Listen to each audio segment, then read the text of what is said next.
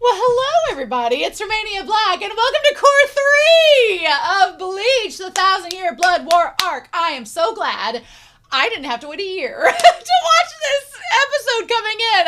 It's been very interesting to look in the comments and see people kind of be a little bit mixed in the reviews of whether or not they were like, oh yeah, no, I was totally fine with that cliffhanger, and like, no, glad that you don't have to wait, girl. But we are finishing up. There's just a teeny little part of volume 67 left that we're going to be talking about in this episode set. We have 14 episodes for Cour 3 instead of 13, which is a nice even number. I'm not gonna lie, y'all. As much as I enjoy the 3 episode sets like last week, they're a lot. They're a lot to edit. They're a lot to sit down and record. They're a lot to have energy for. They're a lot to watch and then discuss on top of it. They're just a lot. And I loved last week. There was so much to talk about, and they were amazing episodes. But 2 episodes is good. 2 episodes fits my speed really nicely. So I'm excited that we get a nice 7 sets of 4 episodes, and then we'll be diving into Cour 4 and catching up with you all as you all will be watching 1 episode at a time. I get to catch up right towards the end, which is going to be like the best time. So that's going to be a lot of fun. But I have a lot of comments that y'all have left for episodes 24, 25, and 26 over on Patreon that we need to talk about before we dive in. And then, of course, as you know, any comments from YouTube and Patreon for this set and next week. And last week will be talked about, next week as we get into the... we're going to be on episodes 27 and 28 today. So we'll see what happens. But Alex Johnson... I had asked about the break and everything, and because last week with episodes 24 through 26, it was the first time we had a lot of additional content. This Shutaru and her Bankai, amazing. So it was the first time we had all this additional content, but it was also the first time that we had a lot of cuts and things. So Alex Johnson left a pretty big comment, but that was pretty detailed in information. They said the main reason the finale of Cour 2 was cut short was due to Studio Pro having a ton of production issues. The time between Cour 1 ending and Cour 2 beginning was only 7 months. That's crazy, especially because of the content and the quality of it that they were putting out. This rapid production schedule really ended up hurting Cour 2 in a lot of different ways. While the animation was still pretty good, it was never able to reach the highest highs of Cour 1. Yeah, I would agree with that. I thought the animation was great in Cour 2. I liked it, but Cour 1 was like... amazing.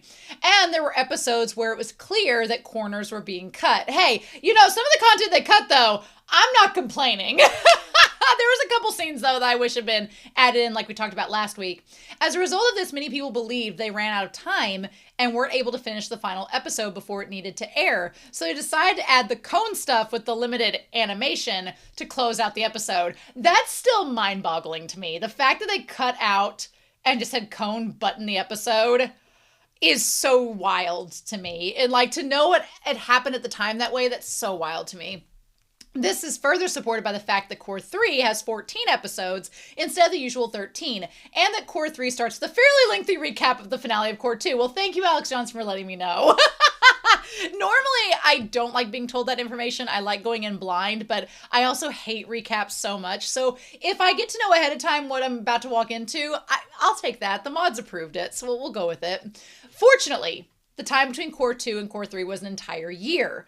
And during that time, Studio Pro created a separate division called Pro Films, which was created specifically to focus on creating seasonal, high-quality animation to compete with the modern industry trends set by anime like Demon Slayer and Jujutsu Kaisen. Look, Studio Pro was always the top of its game back in the day. We used to joke with like Rambo Melody. They were like, yes, when Studio Pro fed their animators. And it was like, that was the joke at the time. But like UFO Table is just like on another level with Demon Slayer. Like that's just insane. And then Mappa just overworks their animators, allegedly, maybe, possibly, who knows, to the point where they're just like not sleeping and making content. And then, I will say that then there are other studios that just take the money that they've made from their horse anime, their horse games, and fund it into their anime, like with Summer Hikaru died. And you know what? You do what you gotta do. You do what you gotta do. But that's so interesting. The production of Bleach, Thousand Year Blood War Cour 3 and 4 was moved over to Pro Films. The result from this shift in production has been very promising so far, and even more encouraging, the time between cour 3 and 4 has been even longer. Look, I'm glad to hear this. This is making me excited and hyped because, one, having an entire studio just to work on this show is crazy. So awesome. But then, yeah, I know people get impatient and they're like, oh, I want it to come out now. But then they're like, oh, it looks bad. And it's like, well, what did you expect, you impatient ingrates? Like, let them cook. Let them simmer. And, you know, I think that the end result is great. So Alex Johnson included this little time chart here saying between cour 1 and cour 2 was December 27th, 2022 to July 8th, 2023. 7 months. That's not enough time. No. Then between cour 2 and cour 3 was September 30th, 2023 to October 5th, 2024, which was a year. I'm having like the idea that this started 4 years ago and I'm just now getting to it is just time is a thief and it makes me very like nervous. Like what? And then between cour 3 and cour 4, it was December of 2024 to July 25th of 2026. So as I'm recording this, they've not started cour 4 yet. So that's crazy. That's insane. A year and 7 months. Wild. Absolutely wild. But you know what? Good. Good for them. Good for them taking the time to make it look amazing. I'm really hyped now that cour 3, I've heard good things about cour 3, so I'm really excited about that. And by good things, I mean people were like, it's amazing. And I was like, okay, great, cool. Get me hyped. So this commenter over on Patreon, whose name I'm going to butcher like yesterday's ham, is... There's no vowels. There's like only E's. There's only like 3 vowels in the whole name. Okay. You are going to laugh your ass off as I try to pronounce this name and butcher it horribly. Kajik Kinargit. Yep. That's what we're going to go with. That was it. I sounded like a sim, but that was it. All right, there we go. They said for episodes 24 through 26, might have to rank the OPs at some point. Romania Black. Is that a promise? I sure hope so. The Bleach openings and endings are so nostalgic for me. Oh, yes. Yeah, as soon as I heard the OP for cour 2, I was like, no, it's so much fun. I just got back from an anime convention and there was a guy walking around and he like had a bunch of ducks because it was in Memphis, Tennessee in the US and ducks are like a staple of Memphis. It's a long story, but he was going around with like a speaker with anime openings. And if you could name the anime opening, you got a little duck, like just a little duck. So it's the tiniest little thing. And then I heard Shoujo S and I like ran up to him and I was like, Shoujo S Bleach. And he was like, boop, boop. So I was like, yes. So absolutely we have to rank the OPs and EDs. No question. Music is like a staple of Bleach. It's like one of the best aspects of Bleach. Like, yes, we have to rank the OPs and EDs. As soon as cour 4 is over, gonna happen. Gonna be a video for sure. So like, you don't have to twist my arm for that one. Be Happy, our moderator, says for episodes 24 through 26, the opening scene in the last episodes last week was essential to show Yhwbach's motivations, with Ichigo descending from the royal palace to negotiate, or dare I say, pretend to negotiate. Ichigo came with the Soul King's arm, expecting things not to be positive. When Yhwbach touched the arm, he saw through some of the Soul King's memories, the same that Ichigo saw during the Urazu Sando, which led to him deciding to invade the Serete 1,000 years ago. I didn't realize that that's what led him to decide in that moment to invade, but I'm assuming we'll find out more about that since they're adding all these extra scenes. Ichigo is strategically decided to sacrifice the Soul King's arm in exchange of shutting down his eyes. So, which shows how terrifying that power is. So I guess we haven't had it established or confirmed if by sacrificing the arm of the Soul King is now gone in exchange of closing his eyes. We're going to talk about world building here in a hot second. Be Happy says, you expressed dissatisfaction because hell's the only place we didn't explore in the series. There was a chapter that was published a couple years ago, and Bleach is rumored to possibly be back in Shonen Jump this year to continue the arc that chapter started. So maybe your wish will be fulfilled. Who knows? I mean, look, do I blame Kubo for sitting on this cash cow and continuing it? Hell no. You have all of these characters. You have all of this time. Why come up with a new story when you can just give us further stories from this series? I am not mad at that at all. So if they do a hell arc, Kubo, go get your bag. I will read it. I have a Viz subscription. I will do it. I will gladly read that series. That would be amazing. I do remember that chapter coming out, but it was like when I was thinking about reacting to this, so I didn't want to get invested in it yet. But yeah, we're going to talk about that whole thing with the world building in a second, though. But that's interesting. So, I mean, I would be up to reading it. If we got the arc out, I'd be up to reading it. Emir00 says the Soul King was first mentioned in chapter 223, which I went online to chapter 223 to pull it up. And it is when Rangiku and Hitsugaya, who are in casual clothes, it's during the Arrancar arc, they're asking about Yamamoto about the Okin. And now, here's the thing. People that are big fans of Bleach, and I am a big fan of Bleach, so I feel like I have the right to say this as someone who's been reading this series for like 10 years when it was first coming out. I think that I have some authority to say this. Kubo's biggest strength is his artwork, his musicality and tying it to the anime and manga, and his character work. They are the elements of fiction that Kubo is strongest in are within theme, character, and like the symbolism. Those are where Kubo excels. Where Kubo struggles is with setting and world building. And I know you're thinking, you're like, oh, Kubo's got all this system and everything. Kubo retcons himself a lot. And there are things that the fandom will argue that Kubo set up from the very beginning and they were always meant to happen. Like with Yachiru, we talked about her last season, last cour. But then there are other things that I'm like, he changed that. I am a massive Bleach fan, but I am not so arrogant and I'm not so up in my fandom to not be cognizant of the fact that Kubo has changed things because he changed his mind with the world building as he went. And you know what? He's the mangaka. He's the creator. He has every right in his power to do that. But also when you do that as a writer, you do open up the possibility that your fandom, your viewers will critique you for it. And does it bother me that he like changed and retconned the origin with the Okin? No, it doesn't bother me a bit. I don't care. It's fine. I feel like he had an idea. I feel as if he meant for the Soul Society to be older than it originally was, because in chapter 223, and I'll show you all the screenshot here, he says the secret's been passed down orally by captain generals of the 4 court guards for generations. There are no other captain generals. It's just Yamamoto. Shunsui is the only one that takes over for him. So this has been retconned. Like 300 chapters later. Like, no, there were no others before him. I think Kubo originally meant for there to be previous generations of the court guard, and then as it got down the line, he was like, nah, I don't want to do that anymore. So he was like, no, I'll just have Yamamoto be the OG.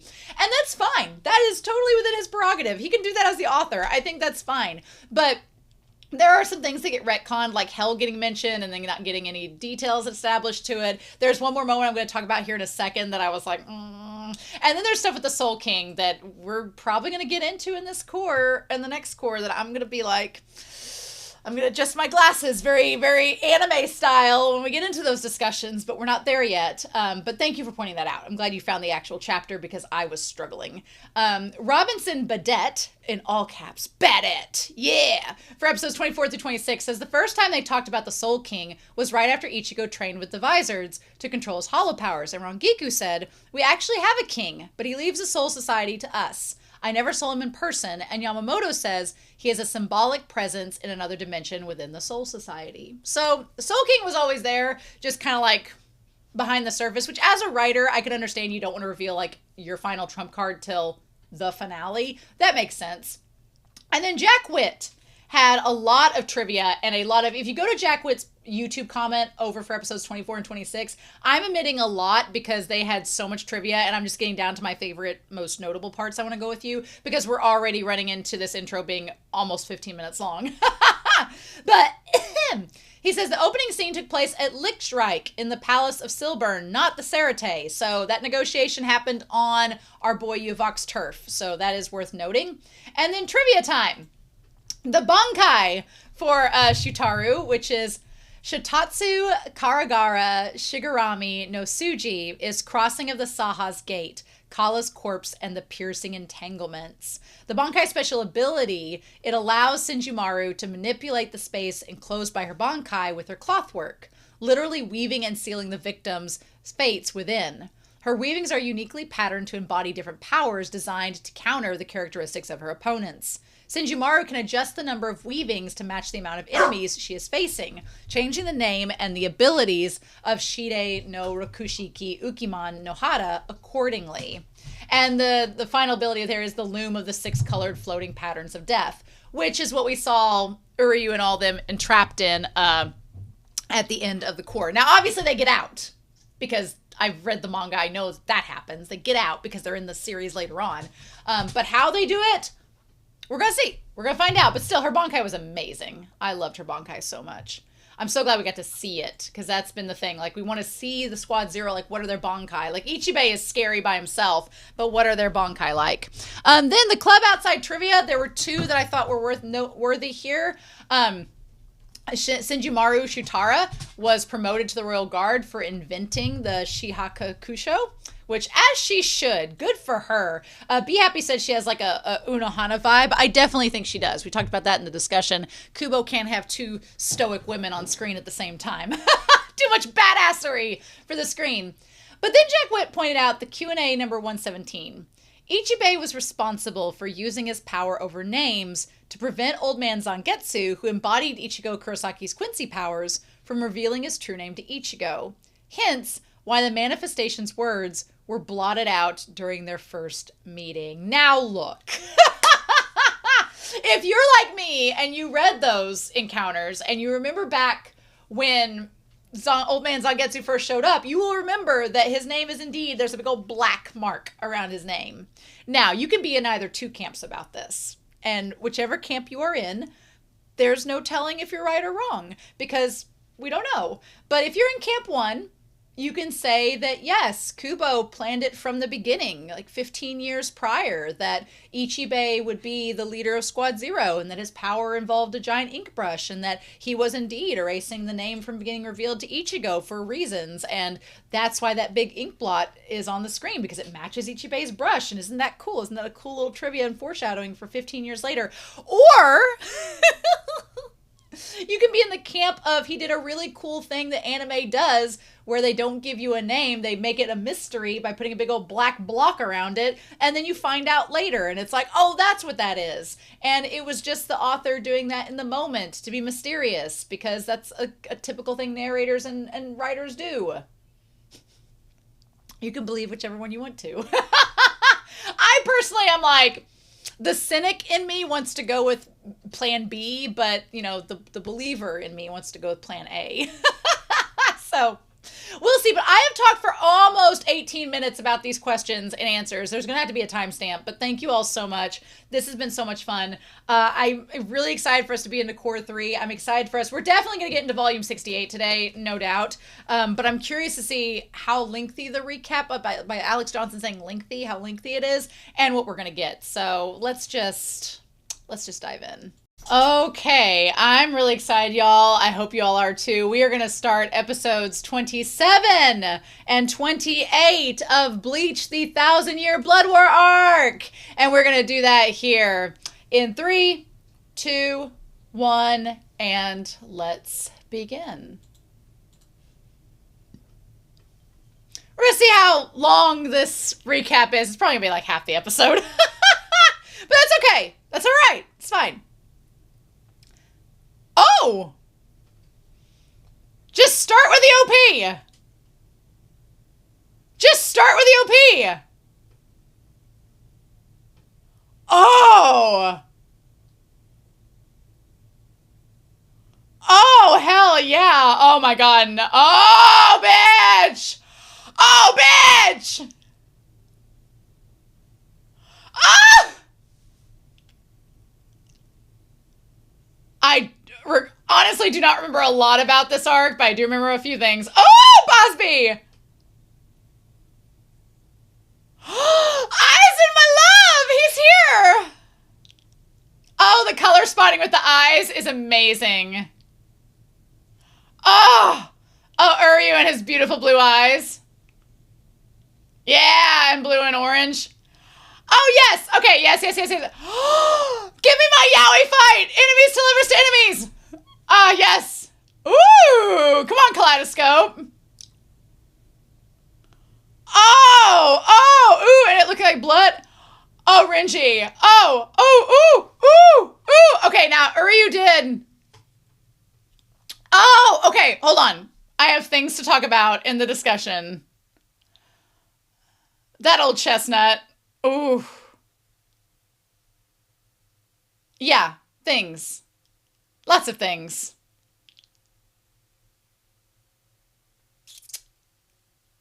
Oh my. Ooh, okay. Okay, I have things to say. We're gonna wait on that though. Yes. Ugh. Ugh. Oh, that's such a good shot. Damn. I like that each part of the fan is like a different part of them and it like makes a whole.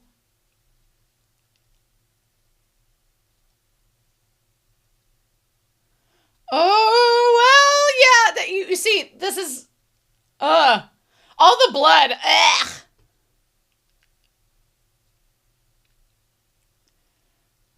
Ugh.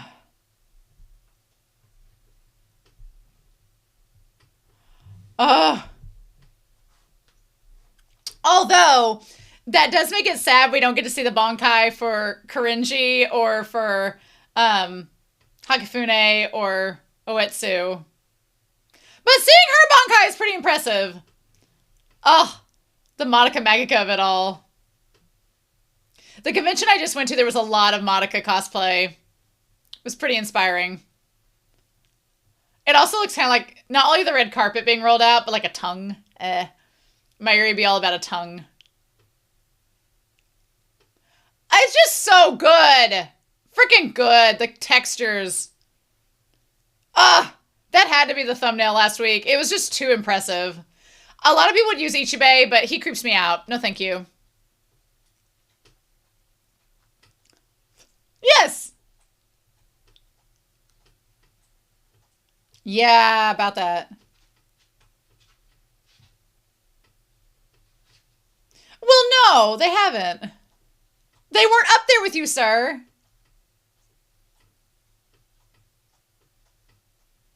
Mm-hmm. Anyway, they're really freaking strong.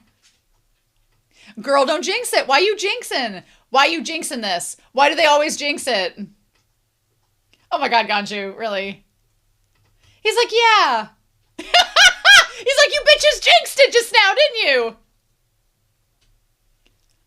The rattle was so freaking good. I love her voice.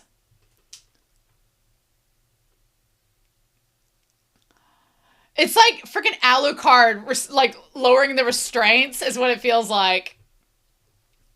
Also, that ability is kind of like the one around car that had all the eyes. Oh, come on now. I don't need two Hanks, girl. Oh, the Iron Maiden of it all is so good. Creepy. I'm not mad at seeing this again. As far as recaps go, I'll take it. Also, y'all had to wait a year to see this. So, yes.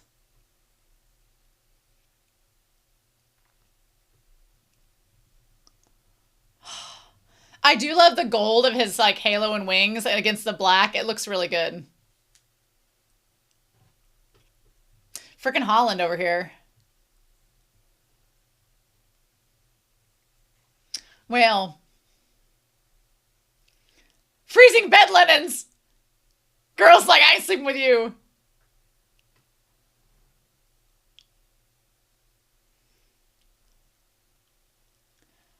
The burning field. Nice. Is this foreshadowing with Bosby versus Hoshvalt? Is this foreshadowing? I feel like it is. I feel like it is. I'm going to talk about the stuff from the OP that I do remember and the stuff that I'm like, I don't remember at all. But I don't quite remember the Hoshvalt versus Bosby at all, so don't spoil that for me. But I do think this is foreshadowing it. She's like, we're going to just put you to sleep, little prince. That's all. We're just going to suck your energy out just a wee bit. Just a little bit. Okay, I want to talk about in the discussion, but I feel like Uryu protecting his eyes has significance, and we're going to talk about it here in a little bit. Such a cool-ass Bankai. You villains.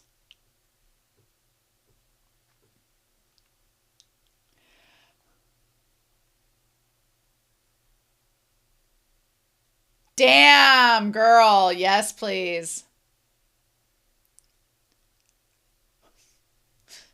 Not a cool campfire here at all. Ichigo freaks me out. He's so scary. No. Nope. Nope. I don't like the idea that he's like drawing energy off everybody. No. That's creepy to me. Nana. All the ink. Oh. His foot's left out, though. His foot's still there. He still has his foot. Might want to cover that one, too.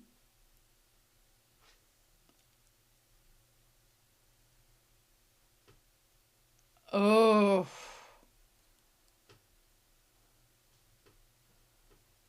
I wonder if him not having his foot covered made a difference.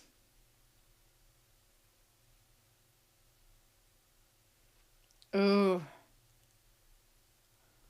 Ooh. I also love that just in terms of world building, Kubo set the stage for Gege Akutami with Jujutsu Kaisen of basically monologuing what your attack does. Like, Gege took that and transformed it into something interesting, which is kind of cool that he made reference to Kubo through it. Ugh.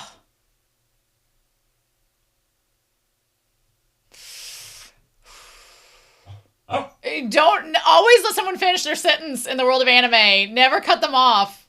Let them finish their final thoughts. Kubo also set the stage for a lot of tropes like this, which is funny. Oh, here we go. All right. All right.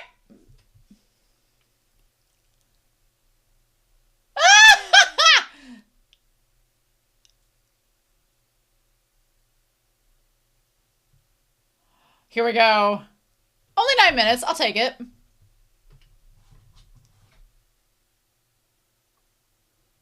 One step away. That's what he said. That's what he said. Shigarami. He said one step away is when you're going to die. Ooh. Ichigo. Creepy, creepy, creepy. Yeah, this episode's just called A. Just the letter A, which is his shrift. Well, shit. That's how. Oh.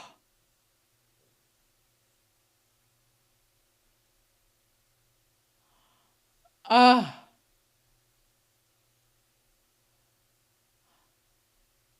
Oh.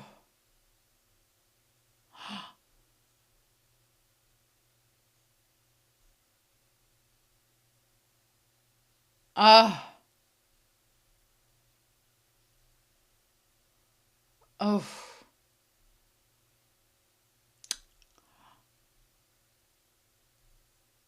Well, that's nice of him. Oh, awesome. Great. Nope. Nope. Nope. Nope. Because you see, like, well,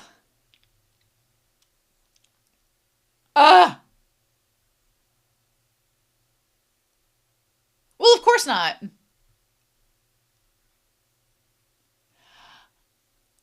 Which is the Almighty. Oh.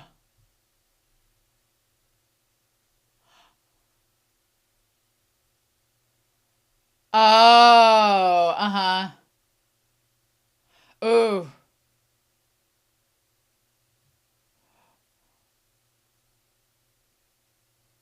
Ugh. Oh. Oh, that's creepy. Oh,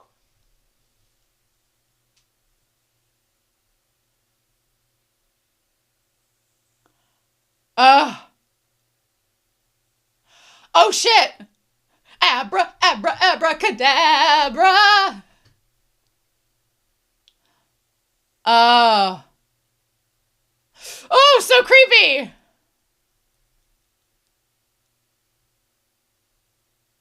Forsaken by the Soul King. Ooh. Ooh.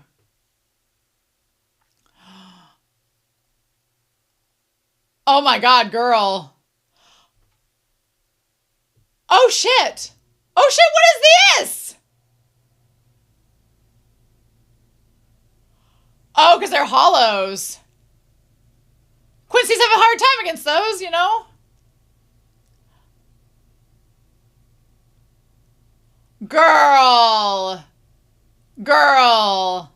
He's just a boy. Leave him be. Well. That's your biggest downfall.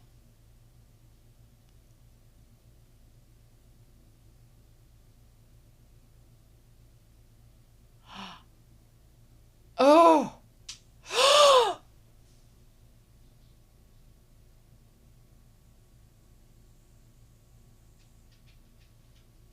Oh. Ooh.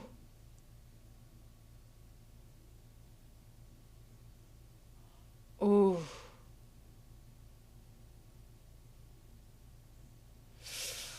Oh man.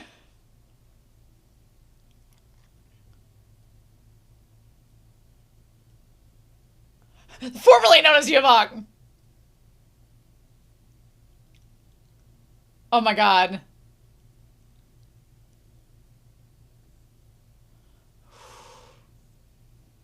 The arrogance.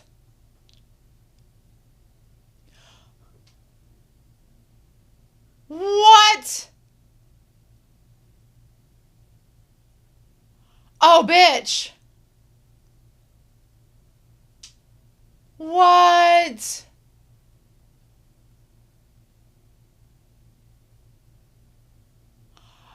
So interesting, the parallels between him and Yhwbach in terms of like the drinking.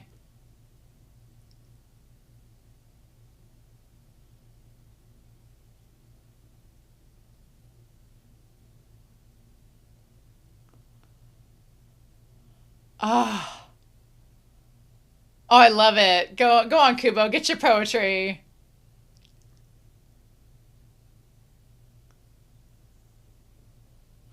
Oh!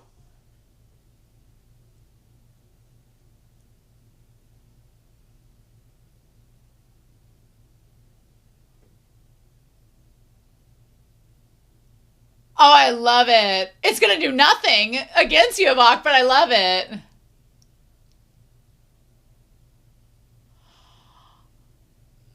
Oh.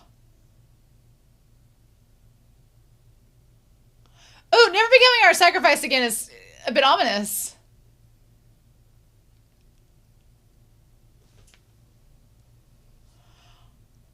Oh, damn.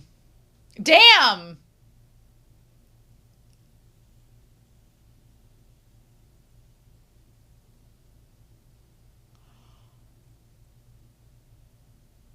Aha! Aha! Aha! The fudge! Did he even say Bonkai?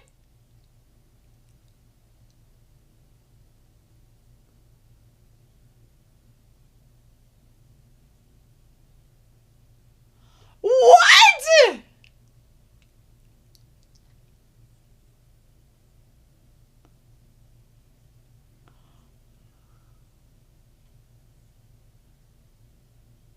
Well, of course. Well, of course. Well, of course it is. Ew. He did start out that way. Ooh. Oh!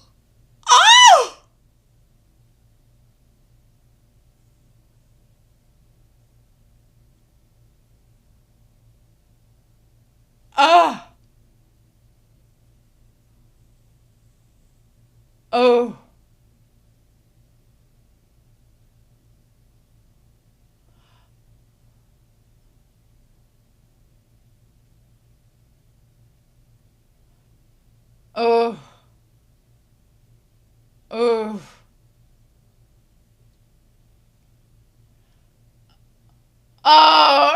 my name is Inigo Montoya.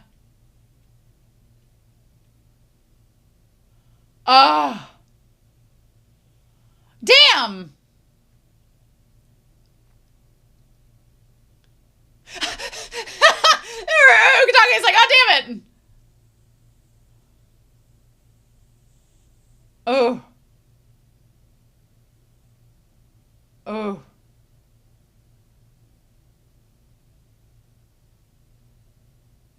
Huh. Oh my god. That's... Yes. 3 steps short. Oh my gosh. What? What?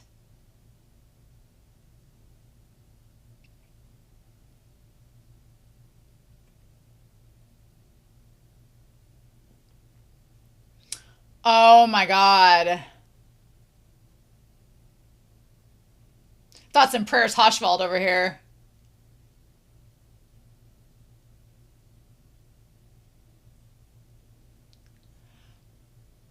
So there's only 3 eyes with him? I wonder if Uryu has the 4th of the 4 eyes. Since he's only using 3. I wonder if Uryu's is the 4th. Since he gave Uryu some of his power. That would make sense. And the Soul King gave Ichigo some of his power, so we're setting that up.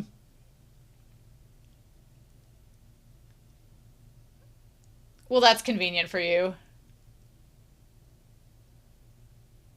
I mean, he's the Soul King's son, so I can let some of this go. And using the Reishi.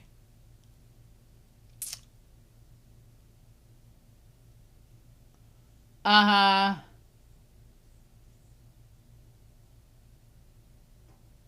Oof. Oof. Oh, wow, yeah. He looks so young there. Man.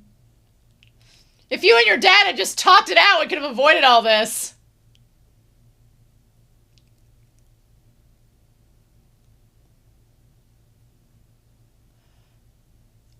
Ugh. Uh-huh. Oh! Oh! Yeah. Mm-hmm. I kind of want to get into the next episode, but I'm going to watch this first. Oh, hey, Shunsui. Nemu, looking amazing. Wow, those two could have not more... Well, no! Mayuri and Shunsui and their relationships with Nanai and Nemu are kind of interesting. Oh, I love Eskin. Eskin's great. Oh, put Boss B next to him. Yes.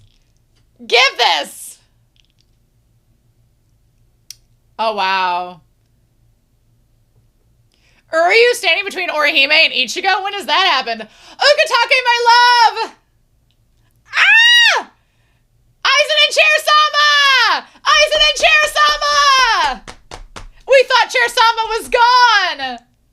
I hope he rides around in Chair-sama like Professor X. I hope they made that edit. I hope they do that.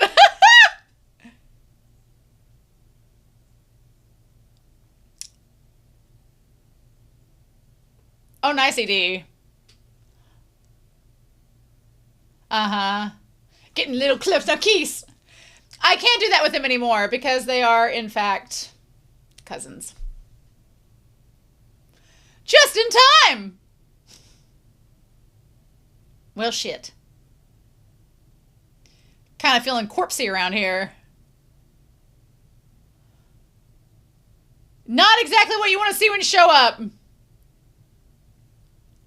Aww. I love that Orihime just rushed over there.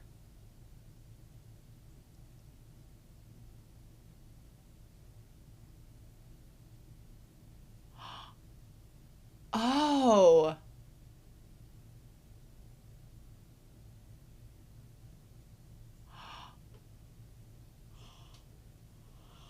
Oh, F no!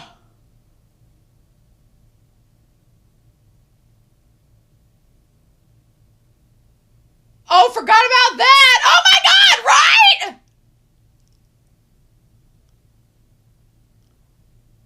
Oh wow, here to stay. Listen to that. Oh, that's messed up! Yes, it is messed up! It is very messed up!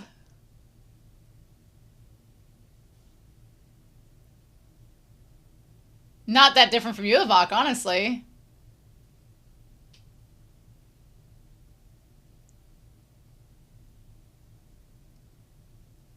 Oh.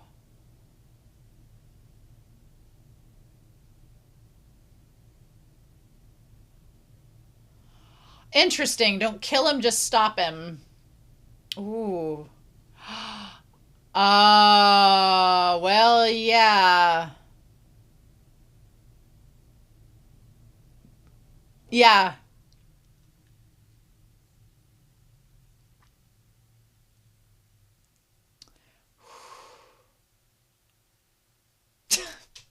He says that so confidently, as if things aren't about to go crazy. How? Sure, Ichigo, sure. Shun, sweet my love, you look so...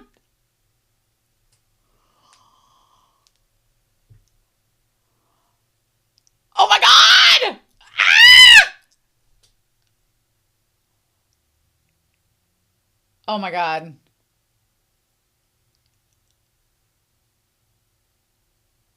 Oof. Oof.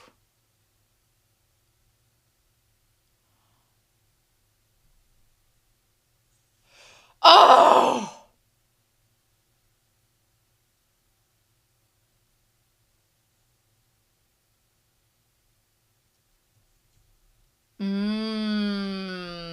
Hey, damn.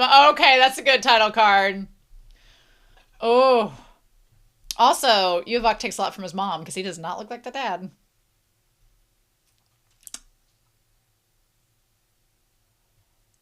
Ooh.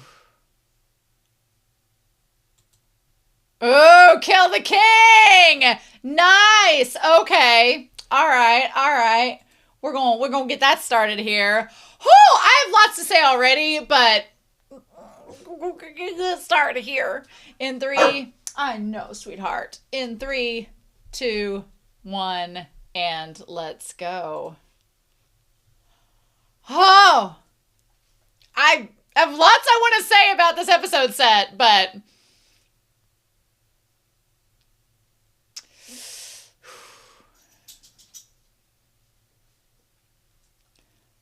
but he only has 3. Oh.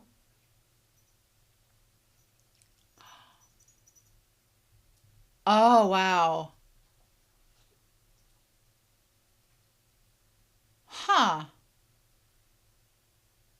Huh.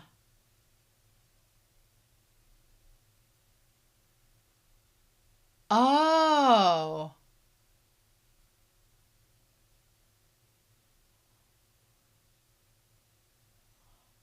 Huh. Interesting.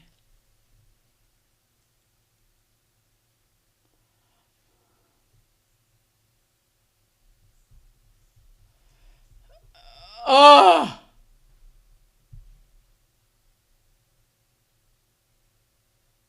That's creepy as shit. Oh, this music.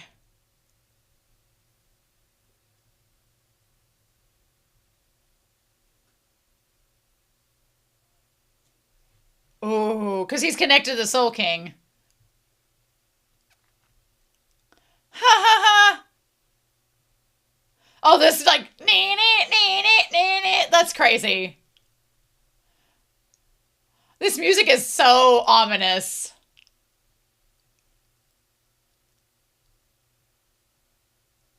No, not at all. Nemo! Mayuri's like, why am I not there? Why am I not participating? Oh, I love that Yoruichi's siblings there.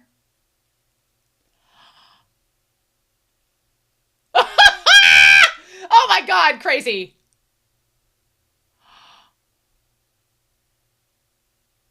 Oh. Ishin's like, why am I always the last to know?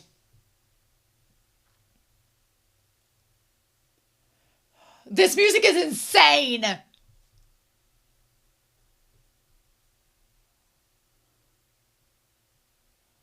Hey!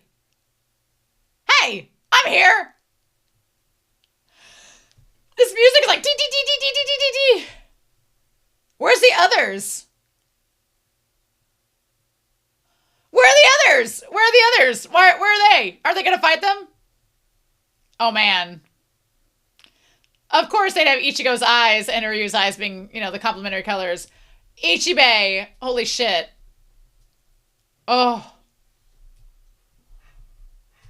Oh, Ukitake, my love. I know. Oh, Shunsui. Rinji looks great there. I love that. Oh, Boss B! Oh! Oh! Oh! Eyes in my love! Love it. This OP is great. I love the color spotting.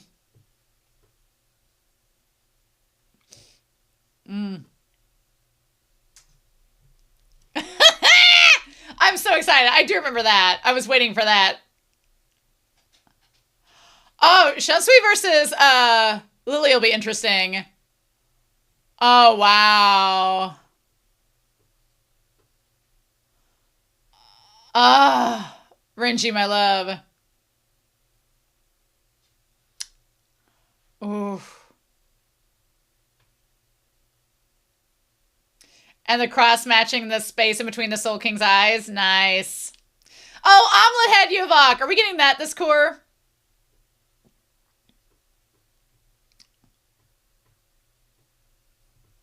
Oof. Oof. Yeah, he only has 3, because Uryu has the other eye, I'm pretty sure. That would make sense. Where is Uryu and the others? I'm sure you did. Well, no shit, Sherlock. You didn't have to foresee a lot. Yeah. What's that supposed to mean? Good girl. She got great eyesight. Yeah, girl's got 20/20 vision. Really?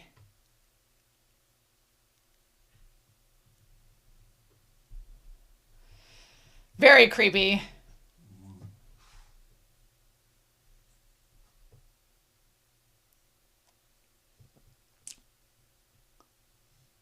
Oof. Ah, this soundtrack is amazing. It sounds so good. Spare no expense.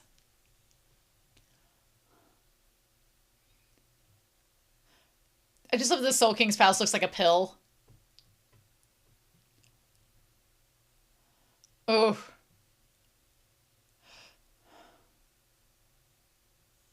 All right. Oh, be so badass, Ichigo.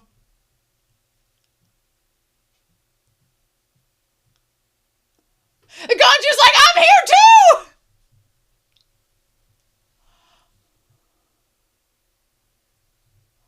too! Ooh. Oh. Oh. Not the hot springs.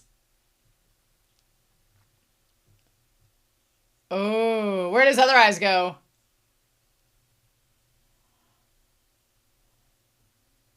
Creepy! No! Bitch! Damn it!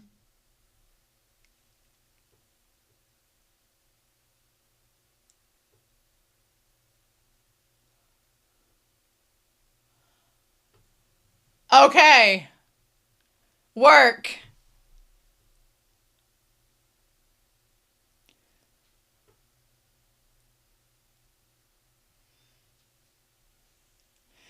Ah!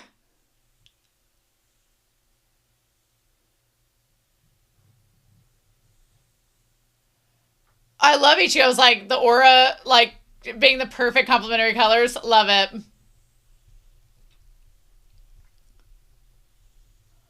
Oh.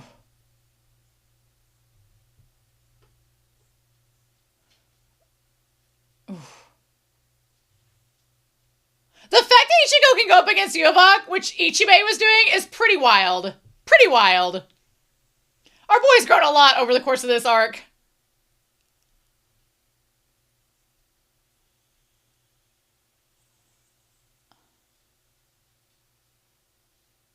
Oh. Oh my god. Oh, Jujisho. Get it.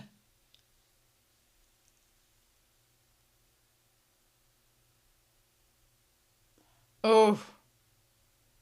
Power of Jesus, bitch.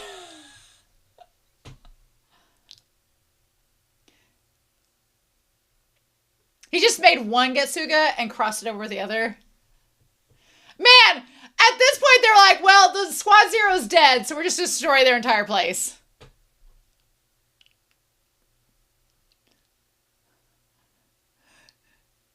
Thoughts and prayers. I bet you do.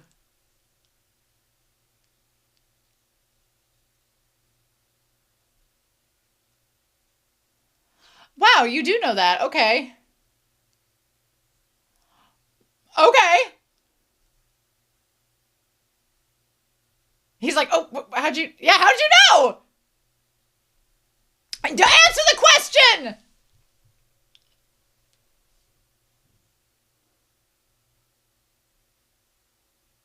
Ah, there we go. I was wondering if he had, and he had not. He was just trying to show him up. Son of a bitch. Oh, he looks great, though. Ew! Ew, no! No! Quit taking action! You don't have to do that! You really don't! Nope! Oh my god.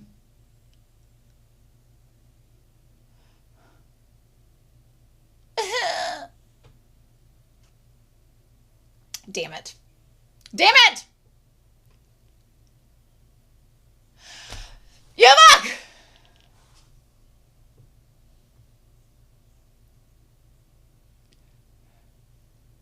Oh my god.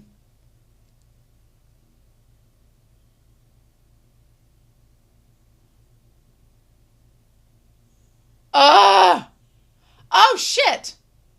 Oh! Oh, into the spire. Into the tip. Oh, that's a really good shot.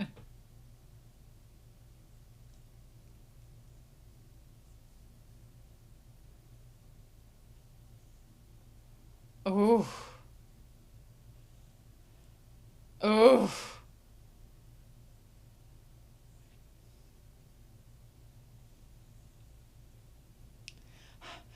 Orihime, you helping out the Soul King? Oh my gosh! Like a damn Sailor Moon villain.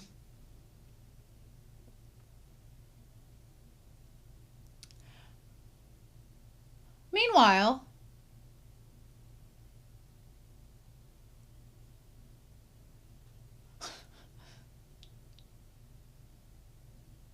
just go find Urahara whenever you're in doubt. Go find Urahara. Ah! You and Zoro from One Piece never need to get together. Aww. Somehow. Ha! Aw, good job, Momo. No! The power of Sophon's sexuality is too strong for Shinji.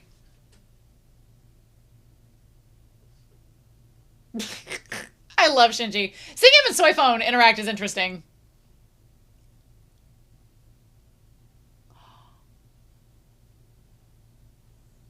Oh my god. Oh my god. Well, I guess Ukitake having to heal since Unohana is gone is wild. Is wild. Hey, who's that kid? Why'd you bring a child in here?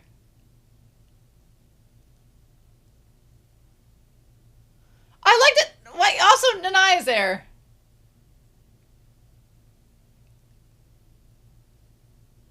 Well, do you want me to answer that question or?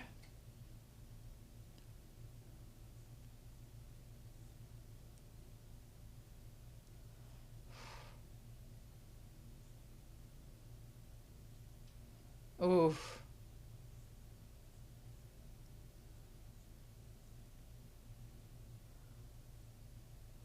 Ooh. Ah. Well. Oh, Denias. Ah. Well, it's probably more complicated than that, Yhwbach.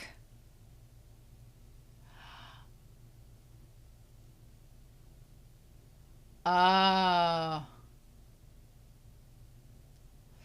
Yeah.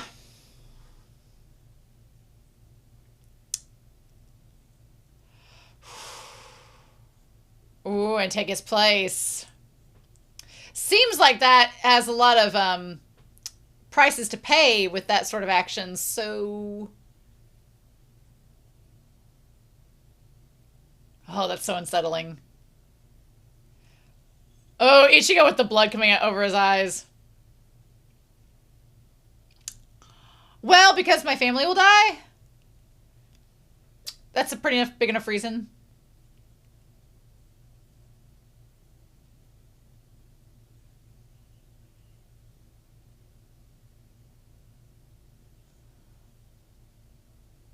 Well, you can't tell me what to do!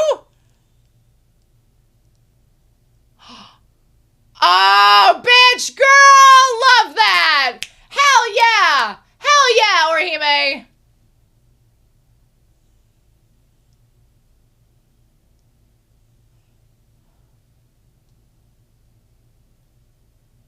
Well, shit.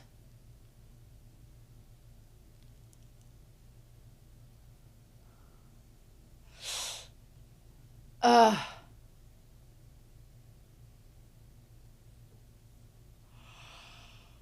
Oh.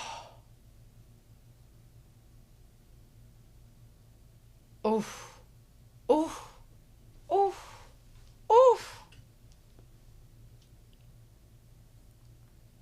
Triplet world.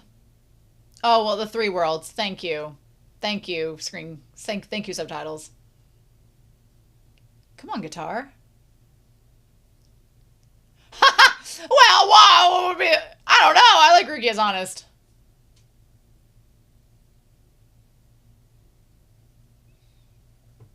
Mm-hmm.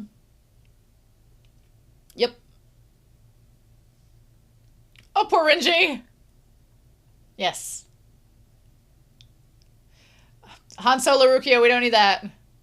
Why y'all jinxing? Think about me. We just gotta believe, Rukia. You just gotta believe. She's like, you're so optimistic. Ah! Wait, what's that supposed to mean? Shinji's like, we all had the same idea. Sup? Of course you have. Ah! Gang's all here.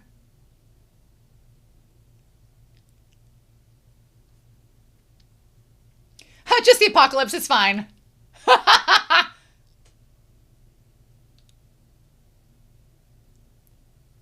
Yeah, about that.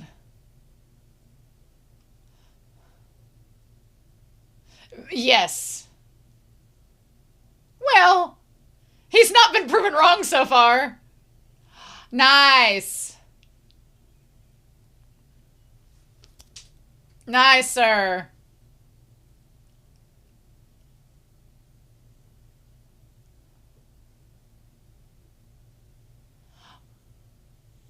Oh. Oh, Yanoichi! Well, yeah. Oh, shit. Damn it!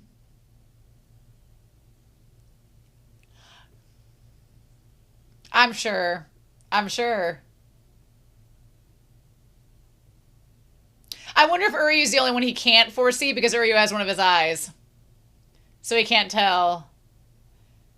Yeah, that is a horrific sight to foresee. Poor Orihime! She didn't ask for this.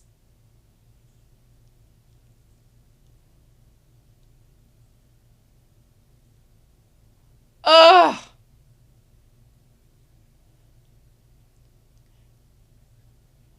Ganju's asking questions. I'm not sure if they're the right questions. Oh. Nice. It's like King Arthur and the sword. Maybe don't. Maybe don't. You'll kill him. Yeah, he'll die. It's kind of like when you're struck by an arrow. Don't do it. Shit. Yeah. Yeah. Yeah, that is a problem.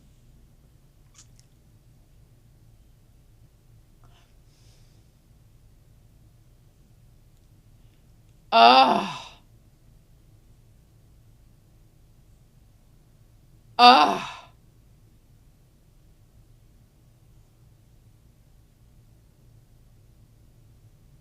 Oh my god! I forgot about this. Oh. Oh.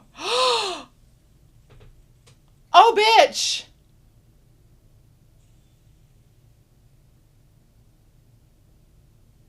Oh. He's like, it's fine. I got stabbed. Well, yes, this is very jarring. Oh my god.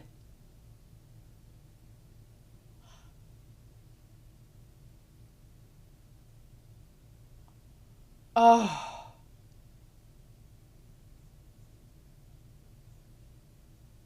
Oh. That's terrifying. Ugh.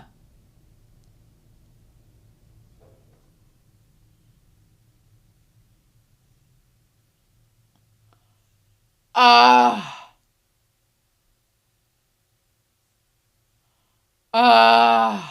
Yeah, Ichigo is kind of a Heinz 57, isn't he?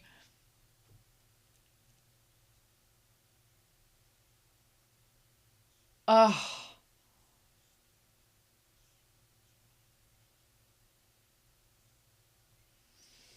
Quit thinking your eyes in, you son of a bitch! Because you didn't want to kill your dad? Ugh.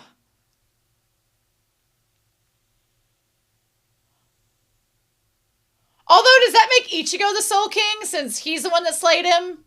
Is that how that works?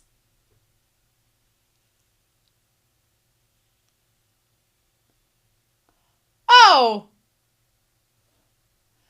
Where's Uryu and the others been this entire time? Oh my god! Ah! Ginzhao's private tent! Grimjow, my dude.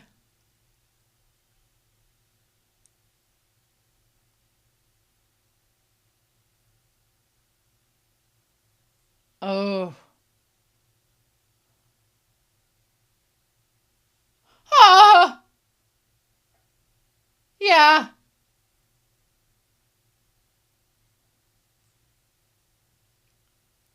That's right.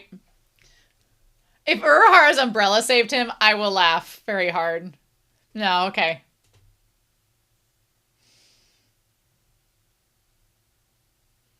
What the hell is Squad Zero doing? Well! Ukitake, my love.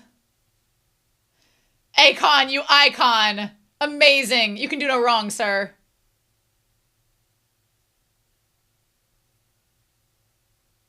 Everything. Essentially. Ugh.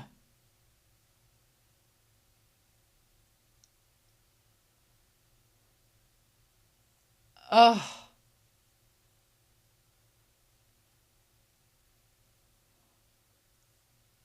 Ah, bitch! Okay. Okay. Wow. Okay. Ha! Well, you know. No, we are not ready to watch the next episode yet. No, no, no, no. Okay, I don't think there's an extra added credit scene, but we'll get to this.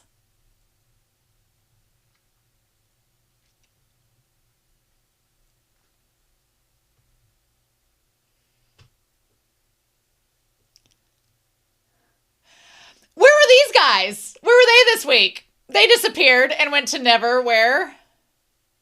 Oh, that is such... Oh, Feed the BL ship, feed the Yaoi ship. Give it to me, give it to me.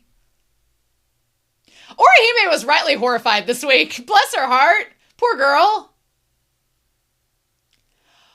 Ukitake, my love. Aizen, my love. Oh, oh, oh, oh.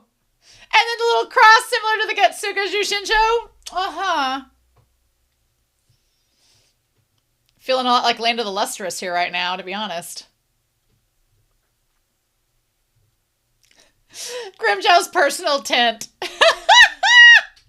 Freaking amazing. Freaking amazing. Uh-huh. Ridiculous.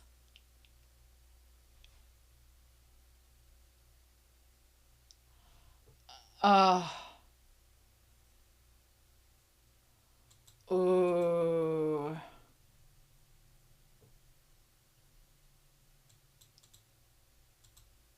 Bitch, the dark arm. Oh my god, I'm not ready for it to be yet. I'm not ready for it. I'm not ready for it. I'm not ready for it. Ooh, buddy. Get off cour 3. Oh man. There's a lot of things. Romania's top 5 things that she does not like from this final arc. I feel like we're going to be addressing some of them very soon. At least one of them very, very, very soon. So, indeed. I am very curious because the way that the things I remember about this arc, about this cour specifically that seem like they're going to happen, there are some things I'm really excited about. There are also some things that I'm like, okay, with the stuff we're adding and changing, I'm curious to see what we're going to do because... buddy. Yes. So, you all know what I'm gonna say. I feel like you all know if you have watched my channel for more than a week. I feel like you know what I'm gonna point out. I feel like you know what I'm gonna call out about these episodes, and if you don't know, then I'll try to be as gentle as I can. Now, look. As I've said in the intro, I love Bleach. I really do love Bleach. I do think that Kubo...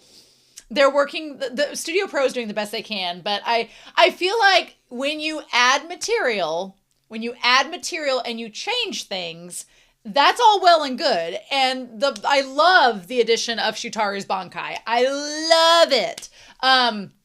With that being said, and I love the extras of Squad Zero. That's great. Are they all gone now and they're not going to fight anymore? Seems that way, unless Kubo does something. So I'm like, okay, we got a little bit extra, which was great, but now are they all gone? And now what do we do with that? And so let's dive into this episode because I want to talk about it piece by piece with what's being done. God, that OP has me so hyped though. Y'all have no idea. That OP has me so hyped. So here in 3, 2, 1, we need to talk about this episode and everything that's going on in it. God, this OP Shunsui has me hyped. Shunsui in the shadows has me hyped. I do remember that Shunsui is kind of like, I am not like Yamamoto. So management is new. We are under new management and I am not doing things like old man Yamamoto. And I'm like, okay, work Shunsui. So I'm excited to see that go down because I really like Shunsui in this final arc, for the record.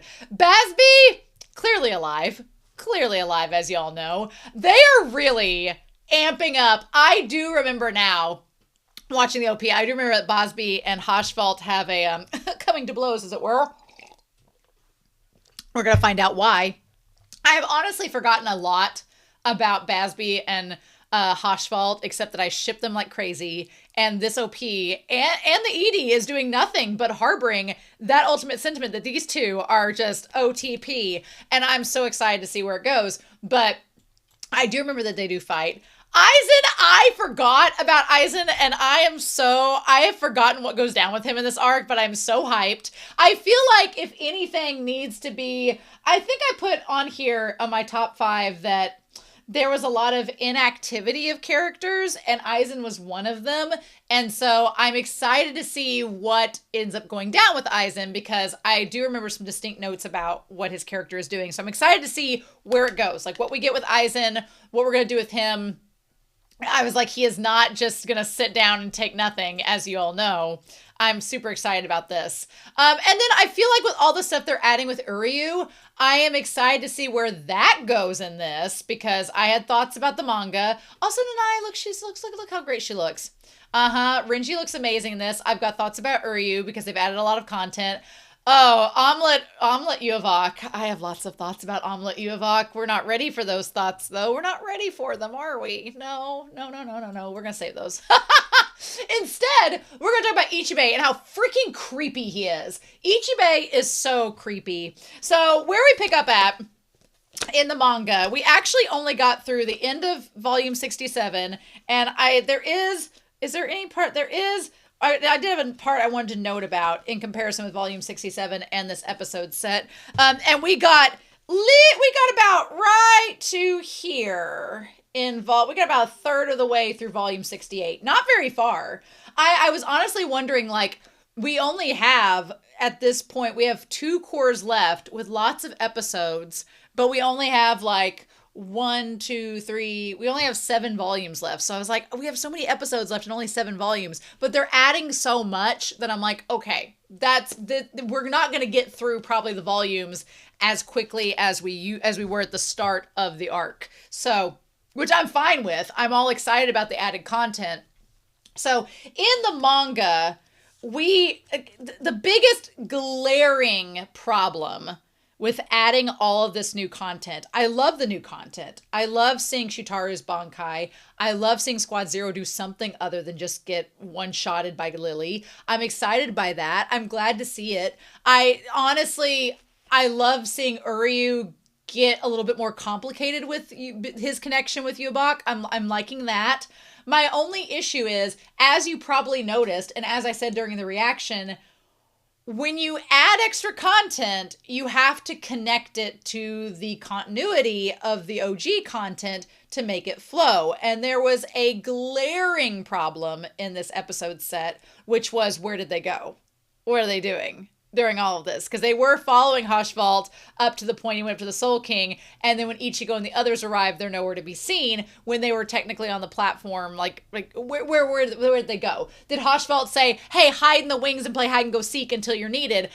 Did he do that? Sure, you could argue that. But it just feels like a glaring, like, why didn't they show up with him to the Soul King? Did they let Hoshvalt have his one-on-one time with his daddy before he decides to kill him? I guess. But you would have thought that when they saw Ichigo and them coming, they would have rose up to challenge them before they got to the point of them fighting Yhwbach, and you would have thought that Ichigo and Yhwbach during their fight, that the other Quincy would have attacked the others while they were distracted, but you could call it a plot hole, you could call it a massive plot hole, or you could just say it was all according to plan. We're going to talk about it, but in the actual volume 67, this is the point. Like, we're this far through the volume when we last see the Quincy's going up against Squad Zero. And literally we see Oetsu getting hit by Lily, and that's the last time we see them. That's it. That is the last time we see them in volume 67. And going back to the manga, it's kind of ridiculous. It's kind of insane that we don't see them again until the end of this volume. I'm like, oh, Kubo. So I am glad. I want to emphasize, I am glad that we got more of their fight together. And I am glad that we got to see that Bankai. Am I a little bit disappointed that we don't get to see Korinjis? We don't get to see Hikafunes? We don't get to see Oetsus? Am I disappointed in that? Well, yes, because you have Squad Zero. You have made them up to be the end-all, be-all of the entire series. And then even though, yes, it does make sense in world that they have to sacrifice themselves to power up one or the other because they're so powerful that all four of them going Bankai would destroy the world. Okay, you want to go power scaling route with it? Fine. But it does feel like kind of a disappointment because if your favorite was Oetsu and your favorite was Hikafune and your favorite was Korinji, then Kubo was just like, sorry. Shitaru is the most interesting of all four. She gets to shine. And I like it. I love Shitaru shining. It's such a great moment, but at the same time, it's kind of like, oh, that's it. That's all we get. That's all we got with them. Now we're done. You know, it just feels like I am being greedy.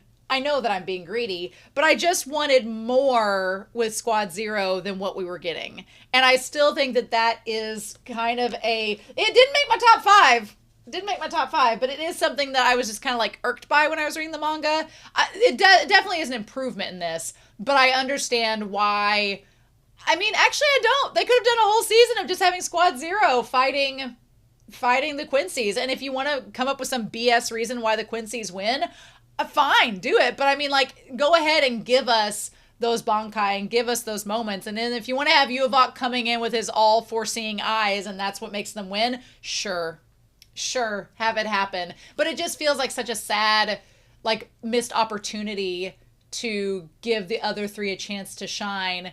But I'm not mad that Shutara got to shine. I'm glad she got it. It's just, as a Bleach fan, I was like, oh, that's all we get? Okay, all right. And maybe they'll change in the future. Who knows? Maybe they'll change it. Maybe they'll, I'll eat my words and they'll go back on it. But in the manga, so we have Ichibe versus Yhwbach. In the manga, that's a big part of Volume 67. It's literally from, I would argue, like the majority of Volume 67 is Ichibe versus Yhwbach, which as it should be. But then we'll get to the end here in a little bit. But it was nice to see this over again. I'm not going to complain about seeing Shutara. Her Bankai is amazing. And so then we cut to Ichigo and them, where he's like, all my stuff came from training with Squad Zero, which, to be fair, I mean, we did get to see him with all of them, so that is fair enough. I'm not going to complain about seeing her use her Bankai again. It was amazing. It was so good. Loved it. So anyway, we cut back to Ichibe and him fighting Yhwbach and him saying that he's going to relabel him an ant. And then we go back about the midpoint of the episode is where we cut back to where the manga originally cut off. Now, in the manga, we see Hashvalt say Your Majesty because in the manga, they're not trapped by Shutara's Bankai. They're off battling Squad Zero, so it's just a recognition of them still being there. And then that's when he was like, I can't believe I could see this much with my eyes shut. And then Kubo has an obsession with eyes. There's a big obsession with eyes. Lots of creepy eyes throughout here. The Hogyoku being tied to the Soul King, all that stuff, all the stuff with eyes and what it did to Aizen,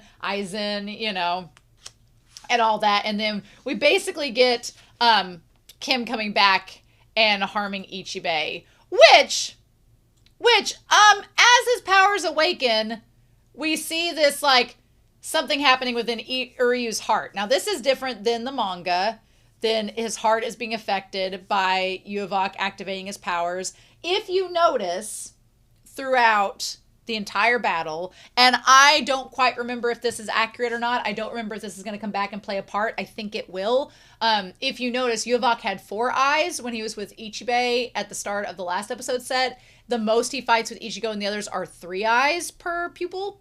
And so I think the last eye, the 4th eye, is with Uryu, because he took some of Yhwbach's blood and his shrift, the A, because he's A Almighty as well, is attached to there too. So in the manga, we get Hashvald. Hashvald is the ultimate narrator of the manga, especially on the Quincy side. He gets that right because, he has a very soothing voice. He says, His Majesty's power is the power to see all that is about to take place. and the power His Majesty sees cannot be used to kill him. His letter is A, the power of the Almighty, which he gets his very own page. So yes. So chapter 610 is called Mausoleum of Skulls. And he says, His Majesty has been fighting with closed eyes. Now, before we get to this whole stuff with Uryu, and before we got the extra added scene of Ichigo and his negotiation in the last episode set, Hoshvelt says, not because he took his enemy lightly, the confined Quincy King regains his pulse after 900 years, his mind after 90, his strength after 9. If His Majesty were to have opened his eyes before the 9 years for his strength were up, His Majesty's A power could have gone out of control and robbed the power of all of us Sternritters. Basically saying, like, if he had used his eyes too soon, then it could have killed everybody. So he had to wait for the exact moment. He kept his eyes closed for our sake, and now they're open. The 9 years for strength have ended, and this is His Majesty's true power. The time for our 1,000-year prayer to be answered has finally come. Which Hoshvelt does say later. They included that line. I think it looks a little more epic here in the manga, especially when he's addressing Uryu. So as he's telling Uryu all of this, Uryu is learning what is going on with Hoshvelt, with Yhwbach, as they go. Here, he keeps protecting his eyes, and I think that's so he doesn't use Yhwbach's power in his eyes. I'm hoping that's going to come into play later on, and they're amping that up because they're revealing Ichigo gained the memories from part of the Soul King, and Ichigo is this Heinz 57 of every species race under the sun in Bleach. So there's his power up. Uryu gets the power up of sharing part of the power from Yhwbach himself. That Hoshvelt is in no way jealous of. In no way, shape, or form. So, you know. Now, we're going to talk about those all-seeing eyes. We're going to talk about that. We're going to talk about it. We're not there yet. But I do appreciate that Uryu has, I appreciate that he has, this moment where he's possibly gaining the powers from Yhwbach too, which puts him kind of up there alongside Ichigo as being super powerful. I would like the idea of Uryu as the last Quincy to be the one to stop Yhwbach. Honestly, look, here's the thing. Ichigo says it in this episode set. He says it himself. I'm going to double check the manga and make sure he says it in here. He says it himself. He's like, I don't care if I'm the one to stop Yhwbach or not. It can be someone else. I just want to do my part and protect people as much as I can.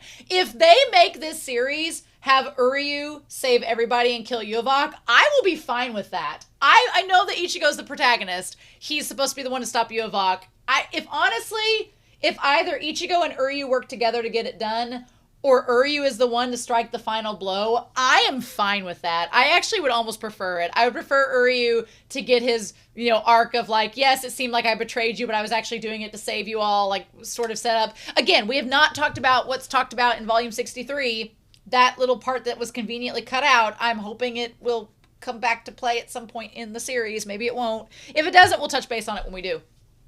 But I do feel like Uryu is getting more of a part set up in this. And so I'm excited to see where that goes because they're setting up stuff with him. So I would love if he was the one to kill Yhwbach. I'd be like, yes, please do. Get revenge for your mom. That'd be great. But yeah, and so, again, the parts here with Shutaru, really like those added. They were really great. And then he's like, well, I'm not the one trapped in the Bankai. You're trapped in the Bankai. I was like, man, Uryu's getting a little subtle moment where he gets to be kind of like Yhwbach. Look at you. Now, there is a little bit of prejudice with the Zero Squad because Shutaru says here, your kind has outlived your time.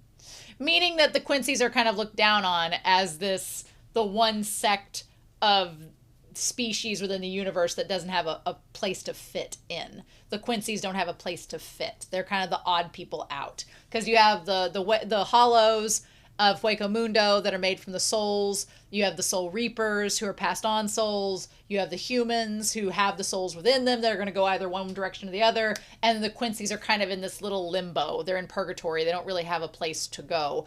And what's interesting is that the Soul King seems to be the exception that was given kind of the powers of the Quincy, and then he created Yhwbach, which I'm very curious. The way that they frame it, it's like, was Yhwbach actually his biological son, or was he like a clone of him? Because I know they do the umbilical cord and everything, suggesting that Yhwbach is a biological son, but I just can't imagine the Soul King getting it on with anybody. And so I'm kind of like, is Yhwbach just a clone, and he's just son in a figurative sense, and just a manifestation of his powers?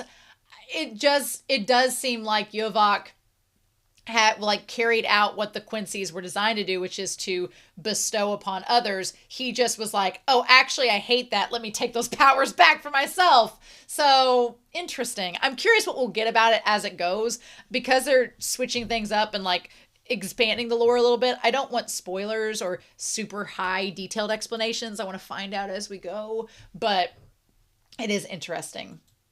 But yeah. And so then she gets, I liked all the hollows coming out of nowhere to attack him. That felt random, but it was kind of cool. And then here's the thing. When you start something, you've got to follow up. So she stabs him with the needle, but then nothing happens from it. So I'm kind of like, now there was one point where he's like, I have a reason to fight.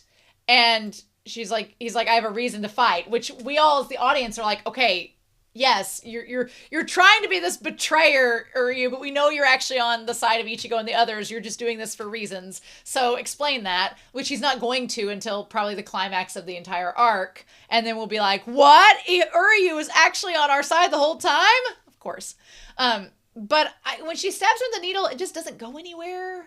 And I was kind of like, I was expecting something cool to happen. And I was like, okay. But then he just gets out of it. And then does the whole Yhwbach, actually, you're the one that's trapped. And I was like, okay, Uryu, you're getting to explore that world. Don't get too crazy. So then we go back to this, where he's like, did you think I would lose? Chapter 610, the Mausoleum of Skulls. And he explains the stuff about Almighty and that whole detail. I like that they squished it on screen so it looks like the manga. That's real fun. I like that. And then, honestly, this whole dance, the song and dance, I want to say this. No matter what I may think about the plot changes and how they affect the continuity and how they tie into everything, regardless of what I say about that, one thing is absolutely certain. Oh, two things are absolutely certain. One, the added content they have added is badass. Love that. And two, the soundtrack of this episode set is amazing. Amazing. I hate that you all can't hear it with me because of copyright, but I hate that. But y'all need to go listen to the soundtrack. Listen to these episodes. They sound incredible. The soundtrack is impeccable. Every new track, I was like, oh. And then they put on Here to Stay, which is one of my favorite tracks from Bleach. And I was like, you put Here to Stay. You got these new tracks. The one that was like, was anxiety inducing. And then Ichibe's dance. In the manga, it's just this little dance. It's just that there's no rhythm or sound to it, so it just sounds like a chant. Here, they made a full-on dance out of it and had the sound of the drum, the clocking. It was absolutely impressive. Loved that. I loved that it was in black and white too, in grayscale. That was so cool. And then the red came in. That was really cool. I kind of want to put Ichibe as the thumbnail, even though he creeps me out. Now, really loved the skulls. Studio Pro loves the CGI skull. It does look so badass in the manga, though. It looks so badass in the manga. And I guess it's a Hado technique. Is that what it is? Because it's not as Bankai. I guess it's just a technique. But it's so badass. It looks so good. Ichibe is so scary. It's so good, though. Love it. That shot there, that shot might be the thumbnail. It's really good. I love the red outlining. But there's also the shot of Ichigo with Yhwbach behind him at the very end of episode 28. That's really good, too. So it's going to be hard to pick a thumbnail. But that just looks really good. So, okay. I'm going to talk basically about my biggest problem with Yhwbach. My biggest problem with Yhwbach from this point on is the damn eyes. I know it's a battle shonen. I know there's power scaling. I know there's all this, but the moment a character starts to monologue with, well, my eyes have allowed me to see into the future, so thus I know that you were going to do this. With Aizen, I could accept it, because with Aizen, it was about him being clever. And with Aizen, it was about planning the right moment for him to lay his trap. Aizen would lay a trap, he would spring the trap, and you wouldn't even know it was sprung until he decided to tell you that it was sprung. He's like, you've been in this bear trap the entire time. You just didn't realize it. And it would always come at such a great moment. And it wasn't that he was all powerful, omniscient, could see 1,000 years into the future. It wasn't that. It was just that he cleverly put the trap down, hid the trap with leaves, gave you some antiseptic so you couldn't, gave you some anesthetic so you couldn't feel it, and then sprung the trap and you didn't even know it until the anesthetic wore off. Like that. So with Aizen, it felt very clever and surprising. And even when it was like overdone to the point that it was almost comical, it was enjoyable because you're like, okay, Aizen, all right. Like the damn moment in the wrong car, the fake car Kuratown arc where Aizen like spears Momo and then gets Hitsugaya. Like at that point, you're just like, stop using Momo as a pincushion. Like it's so good. And just not for Momo, but it's so fun. Here, the moment that Yhwbach is like, I can see 1,000 years into the future. I'm like, well, then what's the point? I'm like, then how do you not know everything that's going to happen? What changes fate if you can see 1,000 years into the future? Like, if you planned everything out to happen, then what, it's just kind of like, it's supposed to be impressive and badass, and I just get annoyed at it because I'm just like, ugh. I'm like, then how does this even work? How does anybody stop you if you could foresee everything? It just, that part annoys me a lot. I do love, like, they did animate him tearing apart Ichigo really well. That part was done really, really good. And then freaking Orihime brings it back to life, which we'll talk about that in a minute. So the added parts that they include are Uryu obviously being affected by Yhwbach's powers igniting, and all of this reishi coming out of him. Like it's like his Volstandig form is trying to form, but it's all this like reishi that's going out of control. I do like the parallels to Ichigo, because Ichigo's always been associated with this raw power, and that just kind of gets refined over time. So I like that Uryu is sort of comparing to him in this moment. I like that. That's really good. But yeah, they're foreshadowing Uryu having this form, but they're not showing it to us yet. But yeah, Uryu is very odd here too, because yes, Uryu doesn't know Squad Zero, so to him they've been trying to kill him, so he can say that. It's very weird. It's very weird to me that Uryu is being this double agent, and I know he's doing it to put on a front in front of the other Quincy's at this point because he's trying to gain their trust and that he's not betraying them. But it is very weird to see Uryu like being the double crosser. I guess it's easier for him because he doesn't know them. But yeah, and he says, on my honor as a Quincy, I'll kill you. And I'm like, is Uryu going to is he going to commiserate with Ichigo when he finds out Ichigo has the Quincy blood? Is he going to feel for him that the Quincy blood made him attack the Soul King? Also, I just felt it was a wee bit anticlimactic that his one little arrow went boop and went through poor Shutaru, and that ended everything. Felt a little anticlimactic.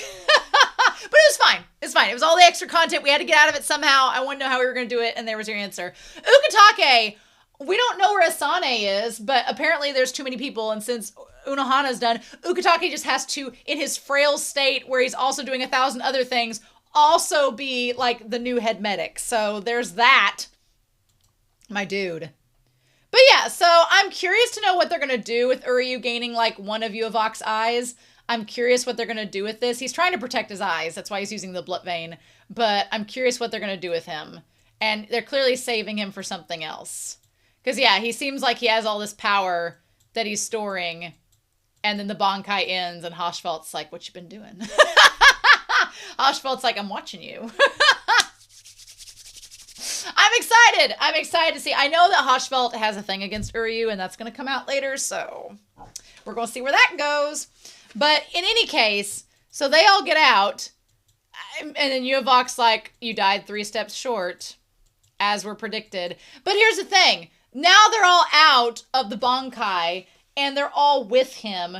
Whereas in the actual chapter of the manga, we just see Yhwbach by himself going up to Rayo's little Viagra pill, like going up there, which the actual, looks like the crystal that he's entrapped in. I'm sure that's not coincidental. And so it's like, what do? You have all of them together now. but then they're not together in the manga. So they just kind of like, they fade into the background, and we as the audience are not supposed to remember them by the end of the episode, but it's like they are there. They've been there. I do really love this, the tapestry where it shows the four sides, and now it shows the part that was burned was Shutaru, and it's like Squad Zero has fallen. Again, would have liked to see more. Our 1,000 years of prayer have been answered at last. Yep, and then they all bow in front of him, and he just marches on and then goes up to see his dad. You know what? What's interesting is, he takes the reishi from the columns to make the steps, to reportion them. Okay, that makes sense. I wondered how he was doing that. That part's really cool. Daddy issues, aka the Bleach story. Daddy issues, a Bleach story. Ryu, look, Ichigo straightened out things with Ishin through communication. Obviously, Yhwbach and his dad have no chance to communicate because his dad's trapped in a piece of quartz. But Uryu, you and your dad, you could talk things out. There's a chance to make this all work out, And then Aizen doesn't have a dad, so what can we do? But yeah, so then we have... Now, here's the part that gets me. Ichigo and the others show up, but by all accounts, this is where the Quincy's would have been, so they are no longer there. I do like poor Ganju. Ganju like walks out and they're like, is the battle over? Looking awful corpsey around here. But yeah, he comes up there to Rayo. And then we have the OP. And then, yeah, we have that. I do like this part though, where they're like, where they find Ichibe and Orihime is like, oh my God. And he asks Ichigo to say his name, which does happen in the manga. And the moment he says it, he comes back to life. Their faces, the way that they are animated in the actual, the way that they're animated, I wish I could go exactly to the last part where they show up. It's really good. Yeah. His head like pops back and Orihime's like, oh my God. There's a great moment here where he says, oh, thank you for letting me come back to life and helping me. Yeah, this part right here, that part is perfectly adapted from the manga. Love that. You know what? What's interesting, if we're talking about the Quincy's versus the Shinigami and everything, he's like, all power dwells in names, which names are a huge part of Bleach. With the Zanpakuto, with the names, with the races, everything. I received a tiny bit of your power and healed yourself when you said my name. I thought that was rather interesting because, one, Yhwbach's whole thing is that Yhwbach was a nameless little lump, and then they gave him a name. And by giving him a name, it allowed them to give him more power. He basically just did the same thing that Ichibe just did, just on a massive scale with all the others that he dubbed Quincy's. And Ichibe's like, I just took a tiny little bit of your power and healed myself. No big deal. Could have taken more and got my powers back, but, I was really gracious, in that. Just showing kind of the parallels between the two of them, which makes them both fighting each other and their own arrogance even more kind of hypocritical, but, that's kind of the point. I do love Ichigo saying that's messed up because it is messed up. And he's like, is it? Yeah, it is messed up. Just a wee bit. But I like the parallels being drawn between Ichibe and Yhwbach. It's rather interesting. So then they say, the Soul King is the key to this world. Saying that there's nobody to stop him now. Squad Zero's fallen. If Rayo dies, then the Serete, the world of living, Huecamundo, all will collapse in despair. Now, we don't actually get to see those parts here. Here we see Ishin coming in. Freaking Ishin, looking hot as hell. Like, sir, I will be your second wife. We can make this work. Then the friends debating on whether they use the pass to go see Ichigo. And then Rukia and Renji doing their. Shinji, we get to see Soifon and them coming up real soon. Yep, all will collapse and disappear. I feel like there was a moment... Was there a moment? He's like, I'm not going to ask you to kill him, just stop him. Because he doesn't want Ichigo to be asked to kill, Ichigo's not about that life. Where was the part? I guess we're going to see Ryukin in the next episode. Yeah. And then Shunsui going to freaking Aizen. Oh my God, yes. That's what he meant by room 46 in back in earlier on in this volume where he was like, I'm going to room, he told Ukitake, I'm going to room 46, which was Central 46 where Aizen's being held. Here's the thing. I feel like Kubo did do a really good job of foreshadowing Shunsui going to Aizen. They did a really good job of foreshadowing that because way back before the whole Unohana and Kenpachi business, Shunsui was like, oh, well, we trapped Aizen down in room 46 down in Mugen because, we didn't want to kill him or anything, or we can't kill him or whatever. They did a good job of foreshadowing that Shunsui was going to be involved with Aizen, and I'm excited to see what they do with that. I mean, I have thoughts, but we're not there yet, but... love it. Shunsui, I really came to like Shunsui in this arc quite a bit. Shunsui, people who liked Shunsui from the beginning of the series, you all have such a vision. I didn't really get on board with Shunsui until the Zanpakuto arc because I loved his Zanpakuto. And then that was when I was kind of like, okay, yes. And then with him and Ukitake fighting together against Yamamoto, that was like the seeds being planted. But when he faced Stark, that was when it was like it blossomed. Like him versus Stark was one of my favorite battles from the Arankar arc. From Fake Karakura Town. Loved that arc so much. Loved that battle so much. That's when I really came to like his character, and I really come to like it in this. So then we have Reo and the whole thing with the sword. Farewell, my father who has seen the future. Who has seen the future. The question is, if he's seen the future this whole time, then why sacrifice yourself for the sake of the world if Yhwbach's just going to come, if your own son's going to come in and kill you? But why? What's up with that? The Soul King not doing anything and just being this lump in a jar in a gemstone. I'm curious what they're going to do with that. I really am, because I have thoughts about it. But I'm trying to keep those thoughts very on the down low because I want to see what they do with his character. I want to see what they do with the Soul King and all this. I have thoughts. We know that one of his arms was given to, and that's the thing, it was given to Ichigo to supposedly seal Yhwbach's eyes, but it didn't really, but now they've been unsealed, so is that kind of a waste of an arm? I don't know. I'm excited for when we get to Kubo explaining everything. Like, we've had the little extra scenes added to help explain things. That has been one of my biggest, well, it is one of my top 5, is like the Soul King's whole deal, but I want to explain it further after the series is over, unless they give us more to explain as we go. But yes, so I'm curious to see what we get with that. So then we have the next episode, which is called Kill the King, and I'm gonna be real with you all, this episode is kind of a mess in terms of translation and adaptation, because like big chunks in these first couple chapters have been left out.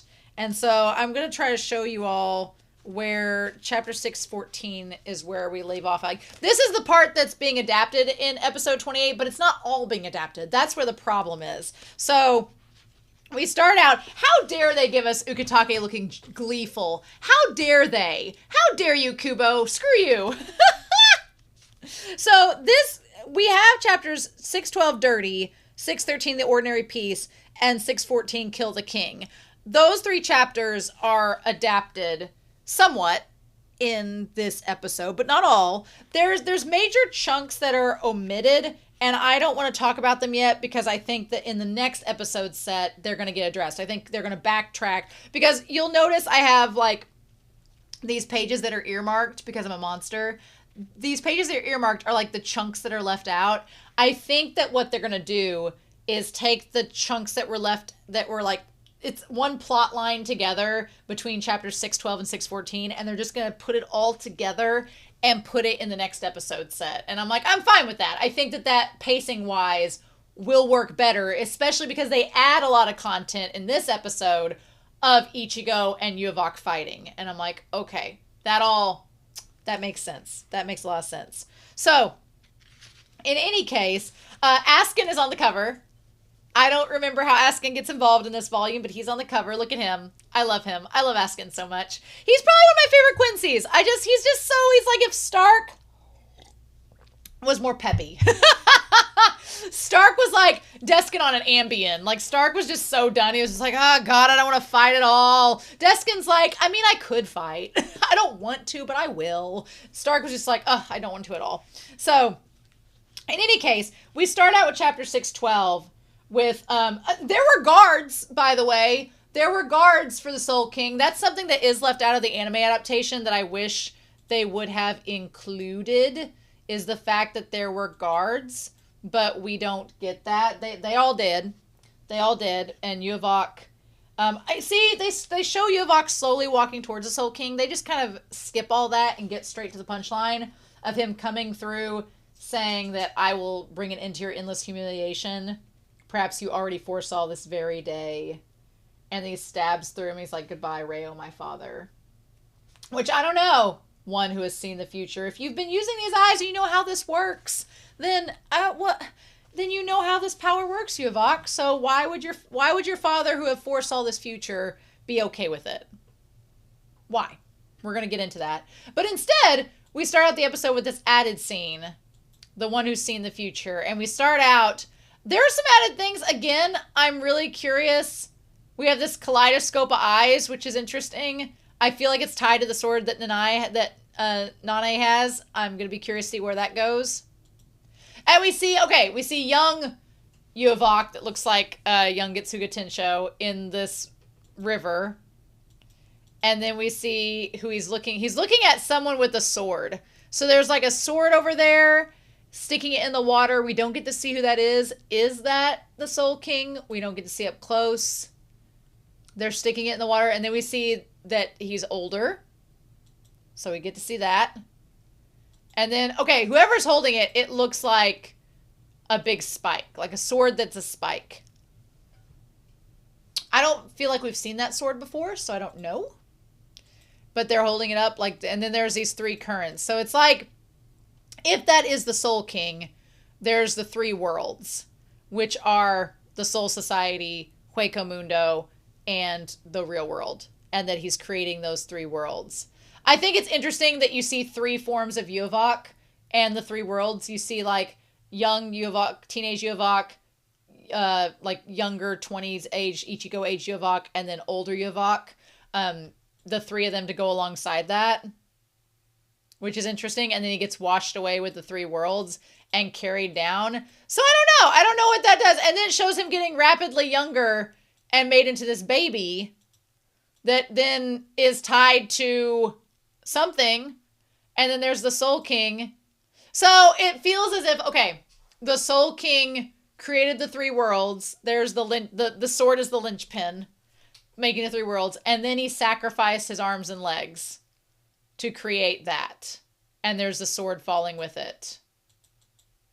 And then he's trapped inside the little piece of quartz to preserve the world. To preserve it all. And then we see Yhwbach standing in front of him. Okay. And then him as a baby getting pushed up by the Quincy's. I know they're trying to make us feel bad for Yhwbach, that he has like the little single tear coming down his face. I don't feel bad for Yhwbach at this point because a lot of his actions, he's been like, oh, my poor brethren have suffered and died and da-da-da. And it's kind of hard. I guess I don't want to be heartless because he has this ability given to him to give out power, but then he takes it back when they die. Like everyone that comes in contact with him, like becomes connected to him and they all like give him back the power. And so the screams within his heart are the screams of all the people who have given him power by him coming in contact with them. The voices of the Forsaken, which the Forsaken are the Quincy's. And basically creating a system where Yhwbach gives this power out, this kind of like what the Soul King had, but the people who he gives power to can't contain it and they all end up coming back. So I'm going to be curious to see what they do with this. And then you have Ichigo, his mind getting like put together by all this. And that is a scary sight of him like figuring out like, what the fudge? Why am I seeing this? I'm assuming he's seeing it because he's been connected to the Soul King's memories before. Uh-huh. And he's a Quincy because of his mom. So there's that too. So yeah, it shows them going up to the royal entrance. No, none of the other Quincy's of the royal guard have noticed them or tried to stop them. You know I'm going to complain about that because that is a plot hole, distinctly. It was a plot hole in the manga. It's a plot hole now. But yeah, so then the post-invasion Sarate, this stuff is all added as well. Oh, well, maybe it's not added, actually. Let's go back to that. So we have actually Renji and Rukia jumping around. And then they run into Shinji. What's causing all this shaking? Yep. The keystone that holds the three worlds together. Okay. Uryu and that we're going to talk about in a second. So Rukia and Renji, they drop down, see Shinji. And he's like, well, by the way, you look like hell. How are you all right? And he's like, oh, this is nothing. Of course he's fine. And then we see Omida and his sister. And Renji, like, shames Omida. He's like, oh, you're here too, Omida? Like, what? He's like, what are you, stupid? Of course I'm here. Thanks to us and Captain Hirako using his Zanpakuto ability on the enemy at the last moment, the enemy's attack veered and we were saved. Anybody who talks smack about Captain Hirako will have to deal with me. I mean, I like that Omida stands up to Shinji because Renji kind of, like, gets on his goat a little bit. And Renji's like, coming from the guy who called Captain Hirako an outsider and talked the most smack when he arrived. That's nice. By the way, why'd you bring your sister to a place like this? I like that Renji called out. I was like, why is she here? And then Omida says, you idiot, she just fell asleep. You're going to wake her up. Now, if you recall, in the manga, Omida's sister gets attacked by BG9 and she gets really hurt. So he's carrying her around to, like, get her out of harm's way. In the anime, she's just there and luckily she wasn't attacked. But I really like this moment with Soifone where she's like, the wounds the girl and I received from the enemy have finally healed thanks to Captain Hinamori's hard work. And then Momo's like, I'm here. And so then Soifone tells Renji, she's like, he couldn't leave her amidst the battle, could he? So cut him some slack. And Renji's like, yes, ma'am. Like, I like that exchange a lot. And Renji looks over to Rukia and he's like, man, Captain Soifone's really mellowed out. And Rukia says, whatever, she's always been nice. That exchange was really good. I wish we'd had that in the anime. That was really great. So they end up going inside and Shinji says that Urahara said all captains and assistant captains convene, even if you must disengage from whoever you're fighting. It was a dire message. And then they show up as Urahara is making this very creepy, cryptic space in the middle. Byakuyo's already there. Nanai's already there. Yaruichi's brother's there. Now, in the manga, like, nobody else is there. It's just them so far. But we'll get, but in this version, in the anime, Akon's there, Squad 12 is there, a bunch of others are there. We get Bosby added looking very ennui. This is the one. Okay, so Ishida residence, Ryuken's room. Ryuken, your son is gaining the blood of, the Quincy King and is possibly in danger. I like that you have the photo of your wife and son here. If you're considering taking up a crystal meth addiction, please stop. Don't do that. Don't do that, sir. I don't know what this crystal is supposed to be. I don't know what it's supposed to be. I'm very curious. What exactly was it supposed to be? Very curious indeed. Giselle with Bambi and Lil Toto. Glad that they're alive. We don't see Meninas or Candace, but also with her with the zombie version of Bambi, that is unintentionally hilarious. I love that a lot. Yeah, Ryuken. What we doing? What we gonna be doing, Ryuken? What you doing? You might want to help out your son. Might want to get on that. I don't know how Ryuken hasn't been affected in all of this. He's a Quincy. So I don't know how he's not been notified, hasn't felt anything, didn't feel Ashvallen. Like, when it happened, like, why did he not feel Ashvallen? He's a Quincy. Shouldn't he have been impacted by it or felt it? Like, is he just now feeling it? Why didn't he chase after Uryu? Is he like, he's my son, he's got this. I trust him. If Ishin's letting Ichigo go, I'm going to let him go. I don't know. I guess we're going to find out. I just want more Ryuken content. At this point is basically it. But yeah. So essentially, if Yhwbach kills Reo or uses Ichigo to kill Reo, as he does, if he's going to do that, then basically the Sarate and everybody else is all going to come to an end. And he says he's going to reshape the world in his image, which will involve destroying everything around them. The Quincy's would be naturally fine with this because the Quincy's are the outsiders. They don't really have a place in this world. So if the world's reforged to suit them and Yhwbach, then they'd be like, sure, cool, that sounds great. Obviously, there's some things like, what about everybody else in the world? What are you going to do with just like the 20 of you that are left? There's not a lot of ladies left. I'm a little worried about what's going to happen with the Quincy population. Just making notes. Unless Yhwbach has the power to make Omegaverse real, and in that case, then we're all for it. Then we can go forward. We're going to be great. But I'm very curious with that because obviously everyone else would have a problem with this because it's going to destroy the entire world. Obviously. So again, we're going to see where it goes. We're going to see what Kubo and Studio Pro end up doing. So yeah, Ichigo shows up, kicking the OP. Glad to see it. We're going to cut to this. He's like, I can see the future of the Soul King as well. Now, this is all going to go for on some time. I'm going to come back to the manga because the manga shows Shinji and Renji showing up. Yoruichi's little brother, he is in this part of the manga. He's adorable. Soifone is absolutely captivated by him. Because he looks like Yoruichi. And I like that Omida in one of the like after chapter parts here is like, you just saw him last month. Which is great. But she's like, oh my gosh, you've grown up so much. Like, so cute. So yeah, Shinji asks where everybody is. Now, this part is not included in the anime, so I want to tell you all about it. Shinji says, where is everybody? What's going on? Because all the captains and vice captains were supposed to show up. Urahara says, Squad 7 asks they be allowed to act independently due to Captain Komamura's injuries. They refused our offer to send a medic team. And then we see Kiba and Komamura out and about. So, yeah, they didn't want the medic team sent because what are you going to do? Komamura's a wolf. What are you going to do about that? So there's that reason why they're not involved at this time. Kuchiki informed us that the captains of Squad 3 and 9 will be linking up with Squad 12. So that would include Rose and Kinsei. They'll be with Mayuri's squad, which is the whole zombie thing, which, okay, but knowing Captain Kurotsky, they'll join us eventually. He'll suffer like the rest of us if Soul Society disappears. So we saw Nemu with those pods. You can see them here. So obviously that's Hitsugaya, Rangiku, Rose, and Kinsei. That's all of them in the pods. They're probably getting de-zombified as we speak. Knowing Mayuri, that's probably what's going on. I like that they established that Mayuri's only helping because he stands a lot to lose because of it, which is not wrong. Squad 11 captain and Squad 9 assistant captain, as well as Madarame and Asagawa of Squad 11 are receiving emergency care in there. The three of them will be all right, but Zaraki is severely wounded. We do get to see something like that. So that is Hiragi and then Yumachika, Madarame, and Zaraki. They're getting tended to by Ukitake.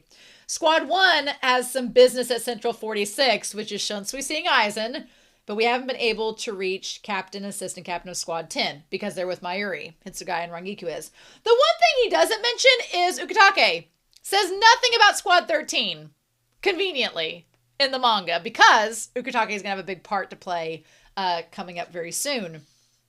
And then this part is also added. I'm assuming we're going to touch base next week about it, but Urara says we're going to storm the royal palace. And Shinji's like, the fudge you say? He's like, sure, we should be able to. With the Tenshi Haisho that Mr. Yushiro brought and the pedestal captain Kurotsky. So what we find out is the stuff that Yaruichi's brother brought is tied to this. We are going to see that soon, but we don't get to see that here. That part is going to probably be talked about next week. So yeah, and then we have Omida saying that Soifone just saw Yoruichi's brother last month, so he's not changed that much. So yeah, then we have chapter 16, The Ordinary Peace, where Ichibe says, I'm sorry, humans, but you guys cannot defeat Yhwbach. But do not fear. That is what all peace is like. Isn't that right, Yhwbach? Which I'm assuming is talking about powerlessness and about how the world works and about fate and all of that jazz. So we'll see how that's all tied in. Now, I do want to start, the start of chapter 613 immediately goes into parts that I think are going to get into next week. So we skip a big chunk and then we go back to Ichigo showing up, which he shows up. I do like that spot there of all of them in the shadow and the darkness facing Yhwbach. And he's like, let me at least lay you to rest by my own hands. The pitiful gnat who'll be crushed by the cogs of fate. The laws of causality. Think not that Kubo has not been influenced by Berserk. Think not that has not happened. Then in chapter 614, part of this, the Kill the King chapter, part of that has also probably going to be saved for next week. So we're going to skip that. And then he's like, we came to stop you. And he's like, yes, I foresaw this. And I'm like, bitch, I hate the foreseeing stuff. I hate it. I hate it so much. He's like, what does that mean? Yeah, what's up with your eyes? What if he's like, this is how I always am? So he says the eyes are proof of a true Quincy, which Uryu is a true Quincy, so he probably has the eyes as well. He's like, you resurrected him when he was in pieces, and he talked to you. I foresaw all of it. So, I mean, one could argue that Uryu, if he tapped into Yhwbach's eyes, and I don't quite remember where this storyline goes, but if he tapped into Yhwbach's eyes, and he was given that power too, could the way to counterbalance the Almighty is by another Almighty? So you shared your shrift with me. You think that you can predict the future. Well, I can predict the future as well. I can see into the future just like you can see into the future. So now I'm playing a game of chess with you where I'm going to influence things in the future to counteract what you see as being influenced in the future. And it just creates this big paradox. If it goes that route, I'm totally fine with it. If Uryu ends up revealing that he has the almighty power of the seeing eyes like Yhwbach has, and he's been countering it that way, then I'm fine with that. That's going to be fine. We're going to see where that goes. But yeah, and so I felt bad for Orihime. Orihime, that poor girl, she immediately tries to heal Ichigo when he comes up there, and or later on after their battle, she tries to heal the Spirit King. Girl's doing a lot. So what they did add was Ichigo fighting Yhwbach, which I'm fine because it's kind of crazy. In the manga, they just immediately cut to Ichigo going towards the Spirit King and slicing him. That was it. There was no fight between Yhwbach and Ichigo in the manga. That was it.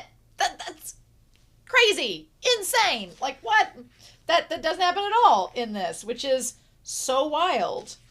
But yeah. So here they battle and fight each other, which was really epic. I enjoyed that. I enjoyed the fight. I enjoyed them going down to Korinji's and him battling him. And of course, because again, this is added content that's not tied to the continuity of the manga, he fights without using his eyes, just to prove a point that he can. And for Ichigo to get to use his Getsuga Tensho just a little bit more. And his Getsuga Junisho, so that was fun. Nice. Get a little preview of that. Ichigo looks like freaking Jesus with the cross behind him, the glowing cross. He looks so epic there, and I love how he looks. The golden light looks amazing on him, but looking very Jesus. I'm here for it. Yeah, they also just wreck the royal palace. And he's like, that's not enough because I didn't even use my eyes yet. So he fights Ichigo again and severely hurts him to the point where he's really weakened. But Orihime, I like Orihime stepping in and helping. That was fun. Then we cut back. So in the anime, we cut back and do all of this stuff that we saw in the manga.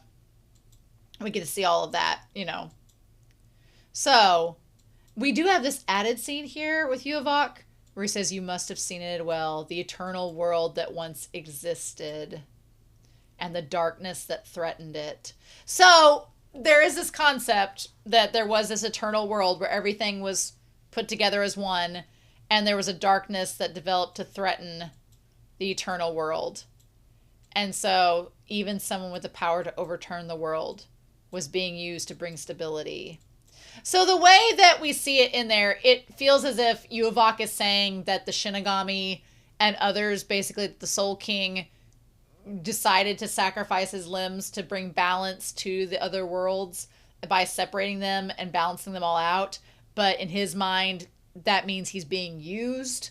So there's that discussion that's being brought up. Even 1,000 years into the future, he could see. With his discerning eyes, he foresaw the tragedy of the Quincy's. And Adinius saw it all.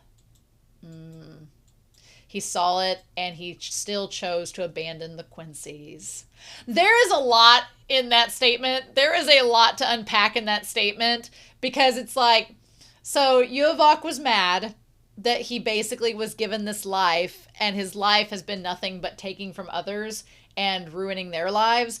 I don't think he feels bad about that, though, because he continues to do it. He's kind of a big hypocrite because he keeps on taking other people's lives and he doesn't feel very remorseful because it's just to benefit him and his goals of revenge.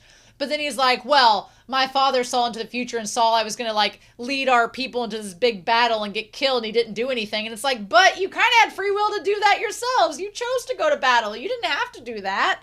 And it's a lot of hypocrisy in what Yhwbach does.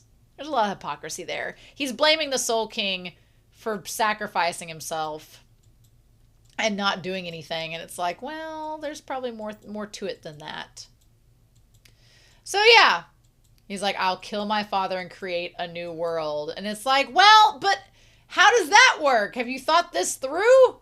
I do love this scene where Orihime, where he says, I'm coming here to stop you. And he like jumps forward. I love this part. He's like, the Quincy blood in you will never forgive the Soul King. Which is interesting. So the Quincy blood, which is the blood of Yhwbach. So Yhwbach's saying like, because you have some of my blood in you, I will never forgive my father. So thus you will never forgive him and I can control you through that. Which is, you know, for someone that's all about, you know, autonomy, you're really not living up to that word. This was such a great moment. Like, go Orihime healing him as he jumped. That was so badass. I loved that so much. That was such a good moment. Like, more of that, please. That was great. That was great. Not to worry. That's what peace is all about. Ooh, it just keeps going. It just keeps going. So yeah, the three worlds. Interesting. So yeah. So anyway, we get back to this part here. And he's like, you sure like to talk. Ooh. Now, in this part, I love the tapestry getting lit on fire and revealing the Soul King. That part was really good. That was such a great moment to reveal him that he was there with the sword through him. And then, of course, what a King Arthur moment of Ichigo. Ichigo trying to pull out the sword.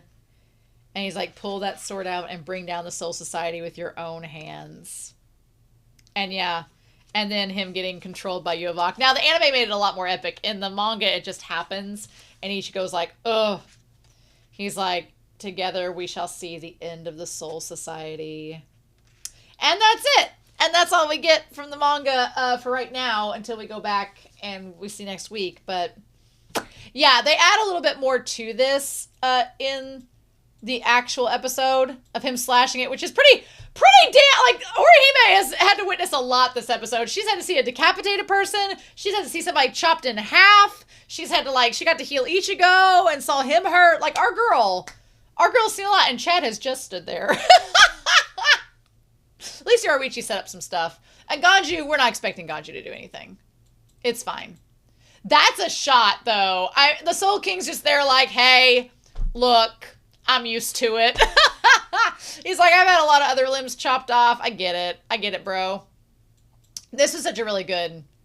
You would think that Uryu would have some pity and connection to Ichigo because finding out Ichigo has Quincy blood. You would feel like Uryu would be able to empathize with Ichigo a little bit in all of this. But we've not seen that yet. Now... Again, Yhwbach does the whole thing where he's like, I was waiting for someone that was a Heinz 57 of all the red. Aizen's over here like, bitch, I did the hard work. Don't be taking my thunder. But yeah, when Yhwbach's like, I knew your conception. I knew you and your parents were getting down to have you. He's like, I saw you coming up. Saw all this like to lead to your creation, to lead to this moment. I'm like, just stop. Stop that. We don't need that. We don't need that overkill. We don't need that overkill of villainy monologue for you to end the life of the Soul King with my own eyes. I like Yhwbach's like, I didn't want to do it. That's my dad. So have you do it instead. But yeah, so then Urahara's like, well, shit. I love Grimmjow's tent in Waco Mundo. That is so damn funny that we just cut to Grimmjow's tent and he's like, is Ichigo screwing up? I can't wait. One thing from the OP that I do remember is Askin versus Grimmjow. I do remember that now. I'm very excited for that. That's going to be a fun time. And then, yeah, meanwhile, we get this added scene of these three being like, maybe we should get out of this world before it collapses. Although, Soul Reaper's world isn't exactly any better That is a really good adaptation. We've not gotten to that point in the manga yet, but I do remember that panel of Urahara being like, the Soul King's dead. I thought we had at least another 5 minutes. Like, that's Urahara being like, well, shit, now what are we gonna do? I thought we had more time. And then Ukitake. Freaking Ukitake. Oh, why are you doing this? Why are you doing this to me? Akon looks so good in that shot. By the way, Akon looks amazing. What an icon. Love him. Mm-hmm. Yep, basically everything's gonna die, or cease to exist. That's such a great shot there. Yes. Let's witness the end of Soul Society together. Kill the king. Then we have the ED, which is great. I'm gonna touch back on that, I'm sure. Oh, I'm not ready for Ukitake next week. I'm not ready. Not ready for it. I'm gonna be excited to see what they changed. Maybe. There was a shot of they added Ukitake protecting trying to save Kenpachi, which is crazy. Yeah, it's right here. Yeah, like, damn, telling him not to die yet. Like, damn, Ukitake. Like, this man, this sickly man, having to do the dirty work. Damn. All right. So, wow, crazy stuff. Crazy stuff, y'all.